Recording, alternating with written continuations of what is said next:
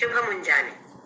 ನಮ್ಮ ದಿವ್ಯವಾದ ಭವ್ಯವಾದ ನಿತ್ಯ ನೂತನವಾದ ಅತ್ಯಂತ ಪವಿತ್ರವಾದ ನಮ್ಮ ಒಳಗೆ ಇರುವಂತಹ ಈ ಸುಂದರವಾದ ದೇವಾಲಯಕ್ಕೆ ಎಲ್ಲರಿಗೂ ಆತ್ಮೀಯ ಪ್ರೀತಿಯ ಸ್ವಾಗತ.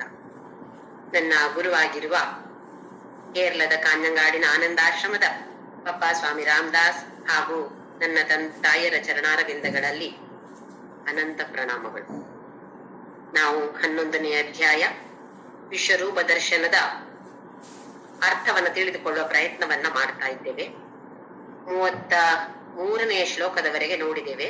ಮತ್ತೆ ಇನ್ನೊಂದ್ಸಲ 33ನೇ ಶ್ಲೋಕ, 11ನೇ ಅಧ್ಯಾಯ 33ನೇ ಶ್ಲೋಕ. ತಸ್ಮಾತ್ ತ್ವಮುತ್ತಿಷ್ಠ ಯಶೋ ಲಭಸ್ವ ಚಿತ್ವಾ ಶತ್ರುನ್ ಭುಂಕ್ಷ್ವ ರಾಜ್ಯಂ ಸಮೃದ್ಧಂ ಮಯೈವೈತೆ ನಿಗತಾಃ ಪೂರ್ವಮೇವ ನಿಮಿತ್ತ ಮಾತ್ರಂ ಭವ ಸವ್ಯಸಾಚಿನ್. ಇಲ್ಲಿ ನಮ್ಗೆ ಅತ್ಯಂತ ಮುಖ್ಯವಾದದ್ದು ಅಂತ ಹೇಳಿದ್ರೆ ನಿಮಿತ್ತ ಮಾತ್ರಂ ಭವ ಹೇ ಸವ್ಯಸಾಚಿನ್. ಸವ್ಯ ಅಂತ ಹೇಳಿದ್ರೆ ಎಡದ ಕಡೆ, ದಕ್ಷಿಣ ಅಂತ ಹೇಳಿದ್ರೆ ಬಲ. ಹಾಗಾಗಿ ನಾವು ಪ್ರದಕ್ಷಿಣ ಅಂತ ಮಾಡ್ತೀವಿ ನೋಡಿ. ನಾವು ಪ್ರದಕ್ಷಿಣೆ ಮಾಡಿದಾಗ ಯಾವುದಕ್ಕೆ ಪ್ರದಕ್ಷಿಣೆ ಮಾಡ್ತೀವೋ ಅದು ನಮ್ಮ ಯಾವತ್ತು ಬಲಕ್ಕೆ ಇರುತ್ತೆ, ಅದು ಪ್ರದಕ್ಷಿಣೆ. ಇದು ಸವ್ಯ. ಸವ್ಯ ಅಂತ ಹೇಳಿದ್ರೆ ಎಡದ ಸೈಡ್. ಇವನು ಯಾವ ತರದ ಪರಾಕ್ರಮಿ ಅಂತ ಹೇಳಿದ್ರೆ ಎಡದ ಕೈಯಲ್ಲೂ ಕೂಡ ಪ್ರವೀಣ ಅಂತೆ ಅವನು, ಬಿಲ್ಲು ವಿದ್ಯೆಯಲ್ಲಿ. ನಾವು ಕೆಲವು ಸಲ ಹೇಳೋದಿಲ್ಲ ಅದೇನು ನನ್ಗೆ ಎಡದ ಕೈಯ ಕೆಲಸ ನನ್ಗೆ ಅಂತಿಲ್ಲ, ಅಷ್ಟು ಸುಲಭವಾಗಿ ಮಾಡ್ತಾನೆ ಅಂತ ಹೇಳೋದಕ್ಕಷ್ಟೇ. ಹಾಗಾಗಿ ಅವನಿಗೆ ಹೆಸರು ಸವ್ಯಸಾಚಿನ್ ಅಂತ ಹೇಳಿ. ನಿಮಿತ್ತ ಮಾತ್ರಂ ಭವ, ನೀನು ನನ್ನ ಕೈಯಲ್ಲಿರುವ ಒಂದು ಉಪಕರಣ ಮಾತ್ರ. ಈ ಭಗವದ್ಗೀತೆ ಯಾಕೆ ಹುಟ್ಟಿತು ಅಂತ ಎಲ್ರಿಗೂ ಗೊತ್ತಿದೆ. ಮಹಾಭಾರತ ಯುದ್ಧ ಇನ್ನೇನು ಶುರುವಾಗ್ಬೇಕು. ಅರ್ಜುನ ಯುದ್ಧ ಭೂಮಿಗೆ ಬಂದಿದ್ದಾನೆ. ಸಾರಥಿಯಾಗಿ ಪಾರ್ಥನಿದ್ದಾನೆ. ಅಲ್ಲಿ ಪಾರ್ಥನ ಸಾರಥಿ ಇದ್ದಾನೆ. ಪಾರ್ಥನಿಗೆ ಪಾರ್ಥ ಸಾರಥಿಯಾಗಿ ಭಗವಾನ್ ಶ್ರೀಕೃಷ್ಣ ಇದ್ದಾನೆ. ಎರಡು ಸೈನ್ಯಗಳ ಮಧ್ಯೆ ರಥಂ ಸ್ಥಾಪಯ ಮೇಚ್ಯುತ ಅಂತ ಹೇಳಿದಾನೆ ಅರ್ಜುನ. ಹಾಗೆ ಅವನ ಆರ್ಡರ್ ಪ್ರಕಾರ ಕೃಷ್ಣ ರಥವನ್ನ ಸ್ಥಾಪಿಸಿ, ಈಗ ಅರ್ಜುನ ಆ ಕಡೆ ಈ ಕಡೆ ಎರಡು ಸೈನ್ಯವನ್ನು ನೋಡಿದಾಗ, ಅಯ್ಯೋ ಎಲ್ಲರೂ ನನ್ನವರೇ, ಇವರ ಜೊತೆ ನಾನು ಹೇಗೆ ಯುದ್ಧ ಮಾಡ್ಲಿ ಅಂತ ಹೇಳುವ ಅತ್ಯಂತ ಬೇಜಾರದಲ್ಲಿ ಮಾತಾಡ್ತಾನೆ ಅವನು. ಹಾಗಾಗಿ ವಿಷಾದ ಯೋಗ, 1ನೇ ಅಧ್ಯಾಯ ವಿಷಾದ ಯೋಗ. ಈ ವಿಶ್ವರೂಪ ದರ್ಶನದಲ್ಲಿ ಕೃಷ್ಣ ಅವನಿಗೆ ತೋರಿಸಿದ ಭೀಷ್ಮ, ದ್ರೋಣ, ಕರ್ಣ ಎಲ್ರು ಸ್ವಾಹ ಸ್ವಾಹ ಸ್ವಾಹ ಆಗ್ತಿದ್ದಾರೆ.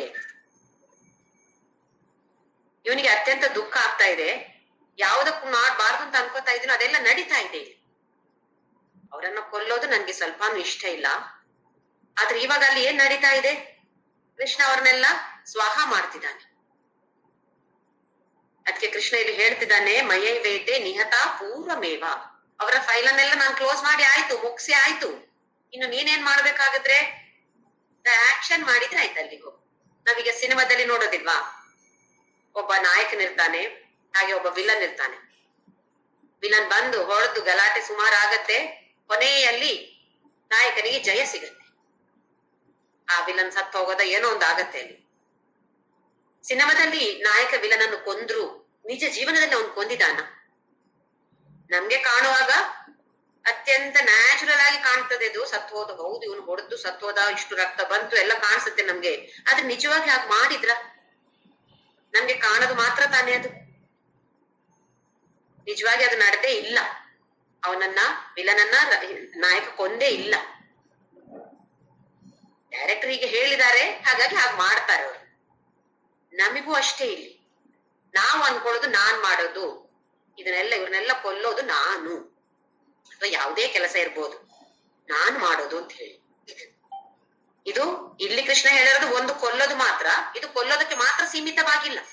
ಎಲ್ಲ ಕೆಲಸವು ಮಾಡೋದು ನಾನೇ, ನೀನು ಒಂದು ಉಪಕರಣ ಮಾತ್ರ.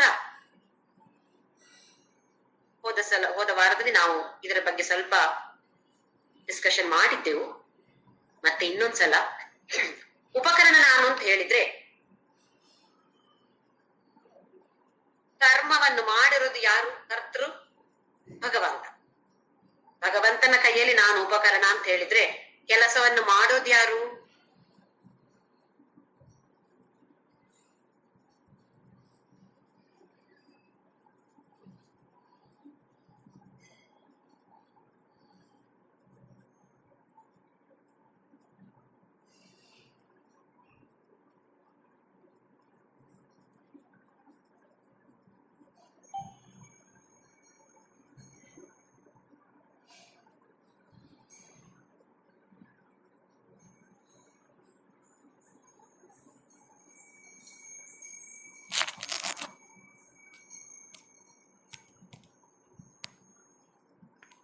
ಮಾತ್ರ ಅಂತ ಆದ್ರೆ ಮಾಡೋದೆಲ್ಲ ಆ ಭಗವಂತ. ಕೇಳಿಸ್ತಾ ಇದೆಯಲ್ಲ?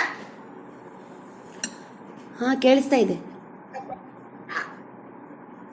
ಮಾಡೋದೆಲ್ಲ ಭಗವಂತ ಅಂತ ಆದ್ರೆ ಕರ್ಮಫಲ ಯಾರಿಗೆ ಹೋಗ್ಬೇಕು? ಉಪಕರಣಕ್ಕಲ್ಲ, ಕರ್ತೃಗೆ.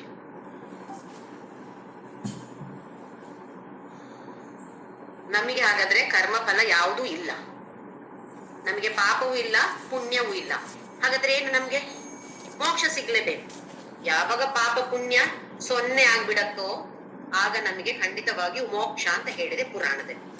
ಹಾಗಾದ್ರೆ ನಮ್ಗೆ ನಾನು ಕರ್ತೃ ಅಲ್ಲ, ಹಾಗಾಗಿ ನನಗೆ ಪುಣ್ಯವೂ ಇಲ್ಲ, ಪಾಪವೂ ಇಲ್ಲ, ಅಥವಾ ಕರ್ಮಫಲ ನನಗಲ್ಲ, ಭಗವಂತನಿಗೆ ಹೋಗಬೇಕು ಕರ್ಮಫಲ. ಹಾಗೆಯೇ ಇನ್ನೊಂದು ವಿಧದಲ್ಲಿ ನೋಡೋದಿದ್ರೆ ಧರ್ಮ ಅಧರ್ಮ ಅದು ನನ್ಗೆ ಗೊತ್ತಿರ್ಬೇಕಾಗಿಲ್ಲ. ಯಾಕೆ ಅಂತ ಹೇಳಿದ್ರೆ ಒಂದು ಉಪಕರಣಕ್ಕೆ ಯಾವ್ದಾದ್ರು ನಿಯಮಗಳು ಅಗತ್ಯವಾ? ಕಾರಲ್ಲಿ ಹೋಗ್ತೀವಿ, ನಿಯಮಗಳು ಯಾರಿಗೆ ಗೊತ್ತಿರ್ಬೇಕು? ಕಾರಿಗೆ ಗೊತ್ತಿರ್ಬೇಕಾ, ಡ್ರೈವರಿಗೆ ಗೊತ್ತಿರ್ಬೇಕಾ? ಚಾಲಕನಿಗೆ ತಾನೇ ಗೊತ್ತಿರ್ಬೇಕು.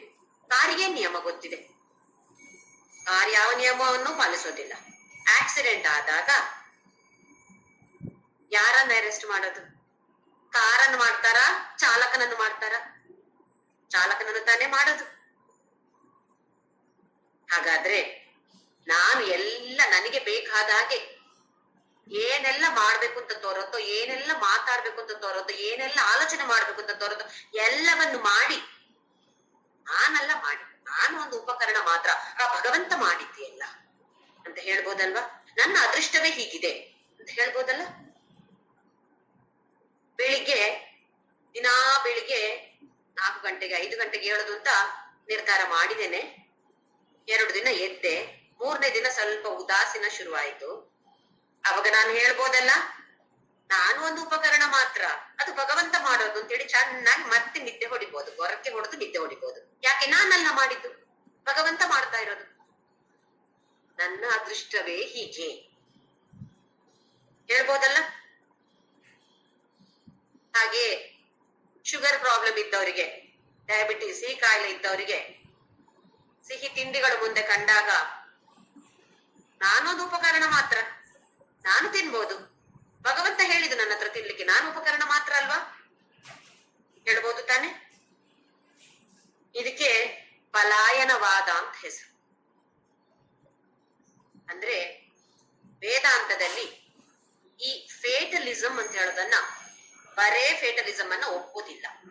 ಅಂದ್ರೆ ನನ್ನ ಜೀವನ ಹೀಗೆ ಆಗಿದೆ, ಯಾಕೆ ಅಂತೇಳಿ ನನ್ನ ಅದೃಷ್ಟ ಹಾಗೆ ಅಂತ ಹೇಳೋದನ್ನ ವೇದಾಂತ ಒಪ್ಪುದಿಲ್ಲ. ಇದೆ, ಅದೃಷ್ಟವೂ ಇದೆ, ಅದರಲ್ಲಿ ಸ್ವ ಇಚ್ಛೆ ಕೂಡ ಖಂಡಿತವಾಗಿಯೂ ಇದ್ದೇ ಇದೆ. ಫ್ರೀ ವಿಲ್ ಅಂತ ಹೇಳ್ತೀವಿ, ಸ್ವ ಇಚ್ಛೆ. ಬೆಳಿಗ್ಗೆ ಎದ್ದು 5 ಗಂಟೆಗೆ ನಾನು ಹೇಳ್ಬೇಕು ನಿರ್ಧಾರ ಮಾಡಿದ್ದೇನೆ ಅಂತ ಆದ್ರೆ ಅದು ನನ್ನ ಸ್ವ ಇಚ್ಛೆಯಿಂದ ನಾನು ಹೇಳ್ಬೇಕು. 2 ದಿನ ಎದ್ದು 3ನೇ ದಿನ ಹೇಳಲಿಲ್ಲ ಅಂತ ಹೇಳಿದ್ರೆ ಅದು ಭಗವಂತನ ಅದಕ್ಕೆ ಕಾರಣ? ನಾನೇ ತಾನೇ ಕಾರಣ, ನನ್ನ ಇಚ್ಛೆ ತಾನೇ ಅದು. ಎಲ್ಲಿ ಎಲ್ಲಿ ಈ ತರದ ದ್ವಂದ್ವ ಬರುತ್ತೋ, ಕಾನ್ಫ್ಲಿಕ್ಟ್ ಅಂತ ಹೇಳ್ತೀವಿ, ಇದಾ ಅದ, ಹೇಳ್ಬೇಕಾ ಬೇಡ್ವಾ, ತಿನ್ಬೇಕಾ ಬೇಡ್ವಾ? ನೋಡಿ, ಚಿಕ್ಕ ಪುಟ್ಟ ವಿಷಯಗಳಲ್ಲಿ ನಮ್ಗೆ ದ್ವಂದ್ವ ಬರುತ್ತೆ.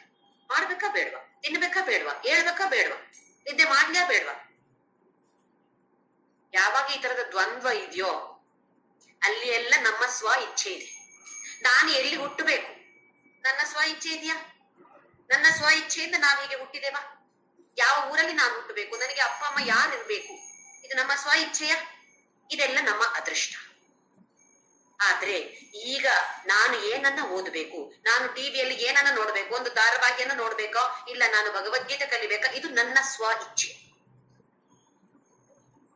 ಹಾಗಾಗಿ ನಮ್ಮ ಜೀವನ ಅಂತ ಹೇಳಿದ್ರೆ ಅದೃಷ್ಟವೂ ಇದೆ, ಅದರ ಜೊತೆ ಸ್ವ ಇಚ್ಛೆ ಕೂಡ ಇದೆ. ಈ ಸ್ವ ಇಚ್ಛೆಯನ್ನು ನಾವು ಹೇಗೆ ನಿರ್ಧಾರ ಮಾಡಿಕೊಳ್ಬೇಕು, ನಿದ್ದೆ ಮಾಡ್ಬೇಕೋ ಬೇಡವೋ, ಹೇಳ್ಬೇಕೋ ಬೇಡವೋ ಅಂತ ಹೇಳಿದ್ರೆ ಯಾವ ತರದಲ್ಲಿ ನಾವು ನಿರ್ಧಾರ ಮಾಡ್ಬೇಕು ಅಂತ ಹೇಳಿದ್ರೆ ಧರ್ಮವನ್ನ ಅರಿತುಕೊಂಡು ಮಾಡ್ಬೇಕು. ಅಂದ್ರೆ ರಾಗದ್ವೇಷ ಮುಕ್ತರಾಗಿ ನಾವು ನಿರ್ಧಾರವನ್ನ ತೆಗೆದುಕೊಳ್ಬೇಕು ಅಂತ ಹೇಳುತ್ತೆ ನಮ್ಗೆ ಭಗವದ್ಗೀತೆ ಅಥವಾ ಪುರಾಣಗಳು. ಈಗ ನೋಡಿ, ಅರ್ಜುನ ಯಾಕೆ ಅಲ್ಲಿದ್ದಾನೆ, ರಣರಂಗದಲ್ಲಿ ಯಾಕಿದ್ದಾನೆ? ದುರ್ಯೋಧನ ಯುದ್ಧದ ಕರೆ ಕೊಟ್ಟಿದ್ದಾನೆ. ಧರ್ಮದ ಪ್ರಕಾರ ಅರ್ಜುನನಿಗೆ ಇಷ್ಟು ರಾಜ್ಯ ಸಿಗ್ಬೇಕಾಗಿತ್ತು, ಅದನ್ನ ದುರ್ಯೋಧನ ಕೊಡಕ್ಕೆ ತಯಾರಿಲ್ಲ. ಅಧರ್ಮಿ ದುರ್ಯೋಧನ ಯುದ್ಧಕ್ಕೆ ಕರೆ ಕೊಟ್ಟಾಗ ಕ್ಷತ್ರಿಯ ರಾಜನಾಗಿ ಅರ್ಜುನನ ಧರ್ಮ ಏನು? ಆ ಕರೆಗೆ ಹೋಗೊಟ್ಟು ಯುದ್ಧವನ್ನ ಮಾಡುವಂಥದ್ದು ಅರ್ಜುನನ ಕ್ಷತ್ರಿಯ ರಾಜನ ಧರ್ಮ. ಆದ್ರೆ ಅವನ ಮನಸ್ಸಿನ ಭಾವನೆಗಳು ರಾಗದ್ವೇಷದಿಂದ ಯುಕ್ತವಾಗಿ ಏನನ್ನ ಹೇಳ್ತಾ ಇದೆ? ಅರ್ಜುನ ಮಾಡ್ಬೇಡ, ಯುದ್ಧ ಮಾಡ್ಬೇಡ, ಇವರಲ್ಲಿ ನಿನ್ನ ಗುರು ಹಿರಿಯರು, ನಿನಗೆ ಬೇಕಾದವರೇ ಇರೋದಿಲ್ಲ, ನಿನ್ನ ಸ್ನೇಹಿತರೇ ಇದ್ದಾರೆ ಇದರಲ್ಲಿ, ದಯವಿಟ್ಟು ಅರ್ಜುನ ಮಾಡ್ಬೇಡ. ಮನಸ್ಸಿನ ಒಂದು ಭಾಗ ಹೇಳ್ತಾ ಇದೆ ಮಾಡ್ಲೇಬೇಡ. ಧರ್ಮದಿಂದ ನೋಡಿದ್ರೆ, ಧರ್ಮದ ದೃಷ್ಟಿಯಿಂದ ನೋಡಿದ್ರೆ ಯುದ್ಧವನ್ನ ಮಾಡ್ಬೇಕು, ರಾಗದ್ವೇಷದಿಂದ ನೋಡಿದ್ರೆ ಯುದ್ಧವನ್ನ ಮಾಡಬಾರ್ದು. ನಮಿಗೂ ಇದೇ ತರದ ಯುದ್ಧ ಭೂಮಿಯಲ್ಲ, ನಮಗೆ ಬೇರೆ ಬೇರೆ ಸಮಯದಲ್ಲಿ ಬೇರೆ ಬೇರೆ ತರದ ದ್ವಂದ್ವಗಳು ಬರುತ್ತೆ. ಇದು ಸ್ವ ಇಚ್ಛೆ, ಅರ್ಜುನನ ಸ್ವ ಇಚ್ಛೆ. ಇದು ಪಲಾಯನ ಮಾಡ್ಬೋದು, ಸನ್ಯಾಸ ತಗೋಬಹುದು ಸ್ವ ಇಚ್ಛೆಯಿಂದ. ಆದ್ರೆ ಅದು ಧರ್ಮ ಪಾಲಕನಾಗ್ತಾನ ಅವಾಗ, ಧರ್ಮವನ್ನ ಅರಿತುಕೊಂಡು ತೆಗೆದುಕೊಂಡ ನಿರ್ಧಾರ ಆಗತ್ತ ಅವಾಗ. ಯಾವಾಗ ನಾವು ನಮ್ಮ ಸ್ವ ಇಚ್ಛೆಯನ್ನು ಧರ್ಮದ ಜೊತೆ ಹೊಂದಿಸಿಕೊಂಡು ನಿರ್ಧಾರವನ್ನ ತೆಗೆದುಕೊಳ್ಳುತ್ತೇವೋ ಆಗ ಮಾತ್ರ ನಾವು ಭಗವಂತನ ಕೈಯಲ್ಲಿ ಉಪಕರಣ ಆಗ್ಬೋದು. ಧರ್ಮ ಅಂತ ಹೇಳಿದ್ರೆ ಭಗವಂತನ ಇಚ್ಛೆ. ಹಾಗೆ ಧರ್ಮವನ್ನ ಅರಿತುಕೊಂಡು ನಾನು ಏನನ್ನ ಮಾಡ್ಬೇಕಾಗಿರೋದು, ನನ್ನ ಕರ್ತವ್ಯ ಏನು, ಈ ಪರಿಸ್ಥಿತಿಯಲ್ಲಿ ನನ್ನ ಮನಸ್ಸು ಇದನ್ನ ಇಷ್ಟಪಡ್ತಾ ಇದೆ, ಇದನ್ನ ಇಷ್ಟಪಡ್ತಾ ಇಲ್ಲ. ಆದ್ರೆ ಧರ್ಮ ಏನ್ ಹೇಳತ್ತೆ ಅಂತ ನಾವು ನೋಡ್ಬೇಕು. ಇಷ್ಟ ಅನಿಷ್ಟಗಳು ಅಲ್ಲ, ನಮ್ಗೆ ಯಾವ್ದು ಇಷ್ಟ ಆಗುತ್ತೋ ಅದನ್ನ ತಗೊಂಡು ಇಷ್ಟ ಆಗದೆ ಇರೋದನ್ನ ಬಿಡೋದು ಅದು ಅಲ್ಲ. ಇಷ್ಟ ಆಗದೇ ಇರಬಹುದು, ಆದ್ರೆ ಧರ್ಮ ಏನ್ ಹೇಳತ್ತೆ ಅದರ ಪ್ರಕಾರ ನಿರ್ಧಾರವನ್ನು ನಾವು ತೆಗೆದುಕೊಂಡ್ರೆ ಆಗ ಮಾತ್ರ ನಾವು ಭಗವಂತನ ಕೈಯಲ್ಲಿ ನಿಮಿತ್ತ ಮಾತ್ರಂ ಭವ ಅಂತ ಆಗತ್ತೆ. ನಾವು ಉಪಕರಣ ಆಗೋದು. ನಾವು ನಮಗೆ ಬೇಕಾದ ಹಾಗೆ ವರ್ತಿಸಿ, ಜೀವನದಲ್ಲಿ ನಮ್ಮ ಜೀವನವನ್ನ ನಮಗೆ ಬೇಕಾದ ಹಾಗೆ ವ್ಯಯಿಸಿ, ಸಮಯವನ್ನ ಹೇಗೆ ಬೇಕೋ ಹಾಗೆ ಕಳೆದುಕೊಂಡು ಕೊನೆಗೆ ನಾನು ಭಗವಂತನ ಕೈಯಲ್ಲಿ ಒಂದು ಉಪಕರಣ ಮಾತ್ರ, ಅವನೇ ನನ್ನ ಹತ್ರ ಹೀಗೆ ಮಾಡ್ಸಿರೋದು ಅಂತ ಹೇಳಿದ್ರೆ ಖಂಡಿತವಾಗಿಯೂ ಇದು ಧರ್ಮ ಅಲ್ಲ, ಇದು ಪಲಾಯನವಾದ. ಹಾಗಾಗಿ ಈ ಒಂದು ನಿಮಿತ್ತ ಮಾತ್ರಂ ಭವ ನಮ್ಮ ಜ್ಞಾಪಕಕ್ಕೆ ಮತ್ತೆ ಮತ್ತೆ ಮತ್ತೆ ಮತ್ತೆ ನಾವು ತಂದುಕೊಳ್ಳೇಬೇಕು. ನಾನು ಅವನ ಕೈಯಲ್ಲಿ ಉಪಕರಣ ಆಗ್ಬೇಕಾಗಿದ್ರೆ ನಾನು ಏನ್ ಮಾಡ್ಬೇಕಾಗಿರೋದು, ಈ ಪ್ರತಿಯೊಂದು ಪರಿಸ್ಥಿತಿಯಲ್ಲೂ ಆಲೋಚನೆ ಮಾಡ್ಬೇಕು. ನಾವು ಒಂದೊಂದು ಪರಿಸ್ಥಿತಿಯಲ್ಲಿ ಮಾತ್ರ, ಏನೋ ಕಠಿಣ ಪರಿಸ್ಥಿತಿ ಬಂದಾಗ ಮಾತ್ರ ಅಲ್ಲ, ಪ್ರತಿ ಸಲ ನಮ್ಗೆ ಯಾವ್ದಾರ ಪರಿಸ್ಥಿತಿ ಬಂದಾಗ ನಾವು ಆಲೋಚನೆ ಮಾಡ್ಲೇಬೇಕು. ನಾವು ಧರ್ಮದ ಏನ್ ಹೇಳತ್ತೆ, ನನ್ಗೆ ಧರ್ಮದ ಬಗ್ಗೆ ಗೊತ್ತಿಲ್ಲದೆ ಇದ್ರೆ, ಯಾರಿಗೂ ಆ ತರದ ವಿಚಾರ ಗೊತ್ತಿದೆಯೋ ಅವರನ್ನು ಹೇಳಿಕೊಂಡು ವಿಚಾರಿಸಿಕೊಂಡು ನಾನೇನ್ ಮಾಡ್ಬೇಕಾಗಿರೋದು, ಈಗ ನನ್ನ ಕರ್ತವ್ಯ ಏನು, ನನ್ನ ಧರ್ಮ ಏನು ಅಂತ ತಿಳಿದುಕೊಂಡು ಜೀವನದಲ್ಲಿ ನಾವು ಮುಂದೆ ಹೋದ್ರೆ ಭಗವಂತನ ಕೈಯಲ್ಲಿರುವ ಅತ್ಯಂತ ಉತ್ತಮ ಉಪಕರಣ ನಾವೆಲ್ಲರೂ ಆಗ್ಬೋದು. ಹಾಗೆ ನಾವೆಲ್ಲರೂ ಕೂಡ ಉತ್ತಮ ಉಪಕರಣ ಆಗುವಂತಹ ಪ್ರಯತ್ನವನ್ನ ಎಲ್ರು ಮಾಡೋಣ. ಮುಂದಿನ ಶ್ಲೋಕ 34ನೇ ಶ್ಲೋಕ. ದ್ರೋಣಂ ಚ ಭೀಷ್ಮಂ ಚ ಜಯದ್ರಥಂ ಚ ಕರ್ಣಂ ತಥಾ ಜ್ಞಾನಪಿ ಯೋಧ ವೀರಾನ್ ಮಯಾ ಹತಾಂ ಸ್ವಂ ಜಗಿಮಾ ವ್ಯತಿಷ್ಠ ಯುಧ್ಯಸ್ವ ಚೇತಾಸಿ ರಣೇ ಸಪತ್ನಾನ್. ಈಗ ಮತ್ತೆ ಲಿಸ್ಟ್ ಕೊಡ್ತಾನೆ ಕೃಷ್ಣ.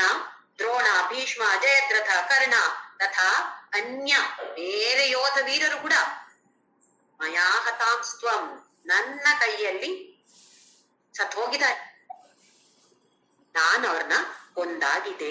ಜಹಿಮಾ ವ್ಯತಿಷ್ಠ ನೀನಿವಾಗ ಕೊಲ್ಲ ಅವರನ್ನು, ಆದ್ರೆ ಬಾಧೆಗೊಳಗಾಗಬೇಡ. ಮಾ ವ್ಯತಿಷ್ಠ, ಮಾ ಅಂತ ಹೇಳಿದ್ರೆ ಬೇಡ, ವ್ಯಥೆ ಪಡಬೇಡ. ಅದಕ್ಕೋಸ್ಕರ ಅಯ್ಯೋ ಇವ್ರನ್ನು ಹೇಗೆ ಕೊಲ್ಲೋದು, ನೀನು ಕೊಲ್ಲದೆ ಇದ್ರು ನಾನ್ ಕೊಂದಾಯ್ತು ಅವರನ್ನು. ಯುದ್ಧಸ್ವ ಜೇತಾಸಿ ರಣೇ ಸಪತ್ನಾನ್. ಸಪತ್ನಾನ್ ಅಂತ ಹೇಳಿದ್ರೆ ವೈರಿಗಳು. ಜೊತೆ ಯುದ್ಧ ಮಾಡು, ನೀನೇ ಜೇತಾಸಿ, ವಿಜೇತನಾಗ್ತೀಯ ನೀನು, ನಿನಗೆ ವಿಜಯ ಒಲಿಯತ್ತೆ. ಯಾಕೆ ಕೃಷ್ಣ ಹೇಳ್ತಾನೆ ಅಂತ ಹೇಳಿದ್ರೆ, ಒಂದು 2ನೇ ಅಧ್ಯಾಯದಲ್ಲಿ ಒಂದ್ಸಲ ಒಂದು ಶ್ಲೋಕದಲ್ಲಿ ಅರ್ಜುನ ಹೇಳ್ತಾನೆ, ಯದ್ವಾ ಜಯೇಮ ಯದಿವಾನೋ ಜಯೇಯು. ಹೇ ಕೃಷ್ಣ, ನಾನು ಗೆಲ್ತೇನಾ ಅವ್ರು ಗೆಲ್ತಾರ, ಏನು ಗ್ಯಾರಂಟಿ ಹೇಳ್ತಾನೆ. ಅದಕ್ಕೆ ಕೃಷ್ಣ ಇಲ್ಲಿ ಹೇಳ್ತಾನೆ, ನಾನ್ ಗ್ಯಾರಂಟಿ ಕೊಡ್ತೇನೆ ಅರ್ಜುನ, ನೀನೇ ಗೆಲ್ತೀಯ. ಕೊಲ್ಲು ಅವರನ್ನೆಲ್ಲ, ಕೊಲ್ಲು ಅಂತ ಹೇಳಿದ್ರೆ ಕೊಲ್ಲುವ ಆಕ್ಷನ್ ಮಾಡು. ನಾನು ಕೊಂದಾಗಿದೆ. ಯಾರನ್ನು? ದ್ರೋಣ, ಭೀಷ್ಮ ಪಿತಾಮಹ. ಯಾವ ತರದ ಅಸ್ತ್ರಗಳೆಲ್ಲ ಇತ್ತು ಅವ್ರ ಹತ್ರ, ನಾನಾ ತರದ ಅಸ್ತ್ರಗಳನ್ನು ವರಗಳಾಗಿ ಪಡೆದುಕೊಂಡಂತಹ ಪರಾಕ್ರಮಿಗಳು ಭೀಷ್ಮ, ದ್ರೋಣ, ಇವರೆಲ್ಲರೂ ಕೂಡ. ಭೀಷ್ಮನನ್ನು ಪರಶುರಾಮ ಕೂಡ ಸೋಲಿಸಲಿಕ್ಕೆ ಸಾಧ್ಯ ಆಗ್ಲಿಲ್ಲ ಅಂತೆ, ಎಂಥ ಪರಾಕ್ರಮಿ. ಅಂತವನನ್ನು ನೀನು ಕೊಲ್ತೀಯ. ಆಮೇಲೆ ಜಯದ್ರಥ.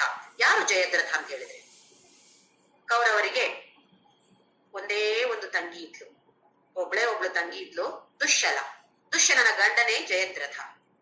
ಈ ಜಯದ್ರಥನ ತಂದೆ, ನನಗೆ ಹೆಸರು ಮರ್ತೋಗಿದೆ, ಜಯದ್ರಥನ ತಂದೆ ಒಂದ್ಸಲ ತಪಸ್ಸು ಮಾಡ್ತಾನೆ. ಏನು ವರ ಕೇಳ್ದ ಅಂತ ಹೇಳಿದ್ರೆ, ನನ್ನ ಮಗನ ತಲೆಯನ್ನ ಯಾರು ನೆಲಕ್ಕೆ ಉರುಳಿಸ್ತಾರೋ ಅವರ ತಲೆ ಕೂಡ ಕಡಿದು ಹೋಗಲಿ ತಕ್ಷಣ. ನೋಡಿ, ತಪಸ್ಸು ಮಾಡಿ ಯಾವ ತರದ ವರಗಳನ್ನ ಕೇಳ್ತಾರ ನೋಡಿ. ಅವ್ರನ್ನ ನೋಡಿದ್ರೆ ನಗು ಬರುತ್ತೆ ಅಲ್ವಾ ನಮ್ಗೆ. ನಾವು ಅಷ್ಟೇ ವ್ರತಗಳನ್ನ ಮಾಡ್ತೇವೆ, ಮಾಡಿ ಏನನ್ನ ಕೇಳ್ತೇವೆ, ನನಗೆ ಹೀಗಾಗ್ಲಿ, ನನ್ನ ಗಂಡನಿಗೆ ಹೀಗಾಗ್ಲಿ, ನನ್ನ ಮಕ್ಕಳಿಗೆ ಹೀಗಾಗ್ಲಿ, ಅವರಿಗೆ ಮದುವೆ ಆಗ್ಲಿ, ಮೊಮ್ಮಕ್ಕಳಾಗ್ಲಿ, ಎಷ್ಟು ತರದ ಕೋರಿಕೆಗಳು ನೋಡಿ, ಲೌಕಿಕ ಕೋರಿಕೆಗಳು ನಮ್ಗೆ. ಹಾಗೆ ಪಾಪ ಅವನಿಗೆ ಮಗ ಅಂದ್ರೆ ಇಷ್ಟ, ಆ ತರದ ಒಂದು ಕೋರಿಕೆಯನ್ನ ಮುಂದೊಡ್ಡಿದ್ದಾನೆ. ತಥಾಸ್ತು ಅಂತ ಹೇಳಿ ಆಗಿದೆ ದೇವರು. ಏನದು? ನನ್ನ ಮಗನ ತಲೆಯನ್ನ ನೆಲಕ್ಕೆ ಯಾರು ಉರುಳಿಸ್ತಾರೋ ಆ ಮನುಷ್ಯನ, ಆ ವ್ಯಕ್ತಿಯ ತಲೆ ಕೂಡ ತಕ್ಷಣ ನೆಲಕ್ಕೆ ಉರುಳಲಿ. ತಥಾಸ್ತು ಅಂತ ಹೇಳಿ ಆಗಿತ್ತು ಭಗವಂತ. ಹಾಗೆ ಇಲ್ಲಿಗೆ ಯುದ್ಧದಲ್ಲಿ ಅರ್ಜುನ ಅವನ ತಲೆಯನ್ನ ಕಟ್ ಮಾಡಿ ಜಯದ್ರಥನ ತಂದೆಯ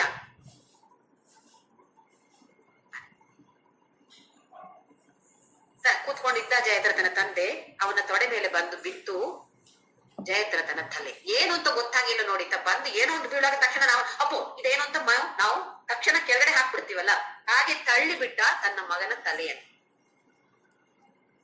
ತಲೆ ನೆಲಕ್ಕೆ ಉರುಳಿತೋ, ಇವನ ತಲೆ ಕೂಡ ಹೋಯ್ತು. ಯಾಕೆ? ವರ ಅದೇ ಕೇಳಿದ್ದು ತಾನೆ.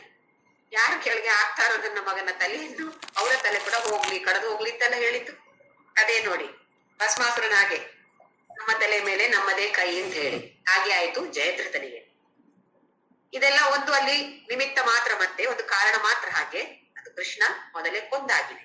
ಕರ್ಣ ಎಂಥ ಪರಾಕ್ರಮಿ ಕರ್ಣನನ್ನು ಕೂಡ ಅಲ್ಲದೆ ಬೇರೆ ಎಲ್ಲ ಯೋಧ ವೀರರನ್ನು ನಾನು ಕೊಂದಾಗಿದೆ. ಮಯಾ ಹತಾಂಸ್ತ್ವಂ ಜಹಿಮಾ ವ್ಯತಿಷ್ಠ. ನೀನು ವ್ಯಥೆಗೊಳಗಾಗಬೇಡ.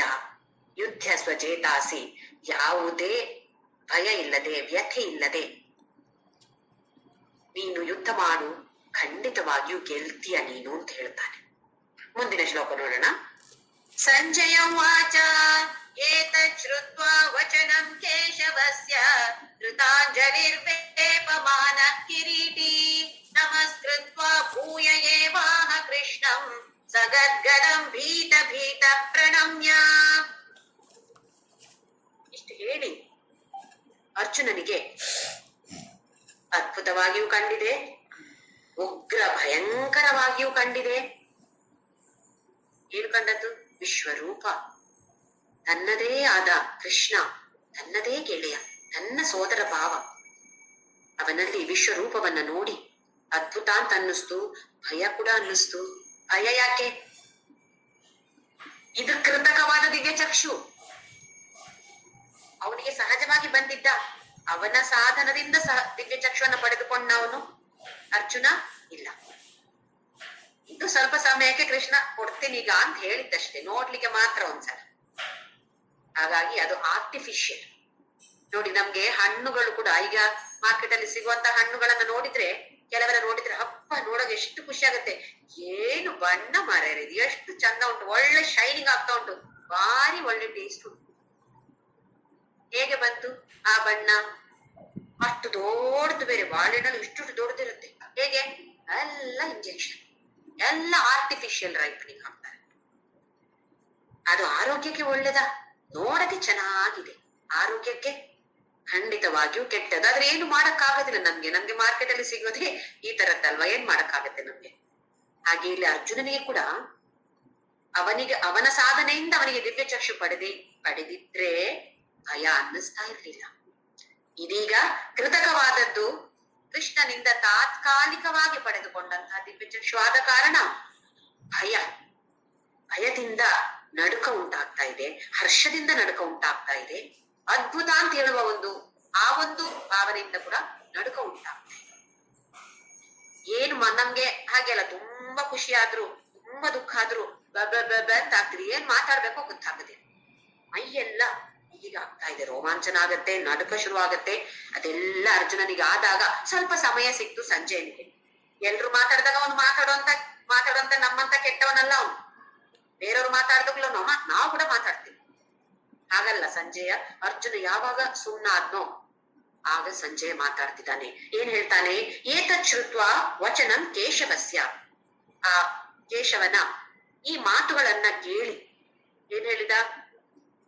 ನಿಮಿತ್ತ ಮಾತ್ರಂ ಭವ, ಇದೆಲ್ಲ ಹೇಳ್ದ ಅಲ್ವಾ, ಅದನ್ನೆಲ್ಲ ಕೇಳಿ ಕೃತಾಂಜಲಿ ವೇಪಮಾನ ಕಿರೀಟಿ, ಕಿರೀಟವನ್ನ ಧರಿಸಿದವನು ಕಿರೀಟಿ. ಇಲ್ಲಿ ಅರ್ಜುನನಿಗೆ ಕಿರೀಟ ಇದೆ, ಹಾಗಾಗಿ ಕಿರೀಟಿ ಅಂತ ಅರ್ಜುನನಿಗಿರುವಂತಹ ಹೆಸರು. ಕೃತಾಂಜಲಿ ಅಂತ ಹೇಳಿದ್ರೆ ನಮಸ್ಕಾರವನ್ನ ಮಾಡಿ, ವೇಪಮಾನ ನಡುತ್ತಾ ಇದ್ದಾನೆ. ಸಂತೋಷ ಇರ್ಬೋದು, ಭಯಂಕರದಿಂದ ಭಯ ಅಂತ ಕೂಡ ಇರ್ಬೋದು. ಅದರಿಂದಾಗಿ ಮೈಯಲ್ಲೆಲ್ಲ ನಡುಕ ಇದೆ. ವೇಪಮಾನ ಅಂತ ಹೇಳಿದ್ರೆ ನಡುಗೋದು. ನಮಸ್ಕೃತ್ವ ಪೂಯ ಏವಾಹ ಕೃಷ್ಣಂ, ಆ ಕೃಷ್ಣನಿಗೆ ನಮಸ್ಕಾರವನ್ನ ಮಾಡಿ ಇದನ್ನ ಹೇಳ್ತಾನೆ. ಏನ್ ಹೇಳ್ತಾನೆ ಅಂತ ಹೇಳುದು ಮುಂದಿನ ಶ್ಲೋಕದಲ್ಲಿ ಬರುತ್ತೆ. ಸ ಗದ್ಗದವಾಗಿದೆ ಸ್ವರ ಹೊರಗಡೆ ಬರ್ತಾ ಇಲ್ಲ. ನಮ್ಗೆಲ್ಲ ಗೊತ್ತಿದೆ ಗದ್ಗದ ಅಂದ್ರೆ ಹೇಗಾಗತ್ತೆ. ನಮ್ಗೆ ಒಂದು ಉತ್ತಮವಾದ ಭಜನೆ, ಅದು ರಾಗ ಚೆನ್ನಾಗಿರ್ಬೋದು, ಹಾಡೋದು ಚೆನ್ನಾಗಿರ್ಬೋದು, ಅಥವಾ ಅದರಲ್ಲಿರುವಂತಹ ಅರ್ಥ, ಆ ಭಜನೆಯ ಅರ್ಥ ಕೂಡ ಚೆನ್ನಾಗಿರ್ಬೋದು. ಹೀಗಿದ್ದಾಗ ಕೂಡ ನಮಗೆ ಒಂದ್ಸಲ ಸ್ವರ ಗದ್ಗದವಾಗಿ ಬಿಡತ್ತೆ, ಏನ್ ಹೇಳ್ಬೇಕು ಅಂತ ಗೊತ್ತಾಗಲ್ಲ. ಆ ತರದ ಒಂದು ಭಾವನೆಗಳು ಉಂಟಾಗತ್ತೆ. ಹಾಗಾಗಿದೆ ಅರ್ಜುನನಿಗೆ. ಭೀತಿಯಿಂದ ಭಯದಿಂದ ಪ್ರಣಮ್ಯ ನಮಸ್ಕಾರವನ್ನ ಮಾಡ್ತಾನೆ. ಯಾವಾಗ ನಮ್ಗೆ ಭಯ ಇರತ್ತೆ, ನಮಗೆ ಸಂಕುಚಿತ ಮನಸ್ಸು ಇದ್ದಾಗ ಖಂಡಿತವಾಗಿಯೂ ಅಲ್ಲಿ ಭಯ ಇರತ್ತೆ.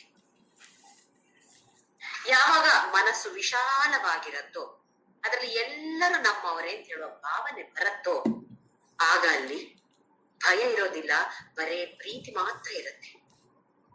ಹಾಗೆ ನಮಗೆ ಭಯ ಆದಾಗ ನೆನ್ಪಿಟ್ಕೊಳ್ಬೇಕು, ಎಲ್ಲೋ ನನಗೆ ಮನಸ್ಸು ಸಂಕುಚಿತವಾಗಿದೆ, ಮನಸ್ಸು ವಿಶಾಲವಾಗಿಲ್ಲ.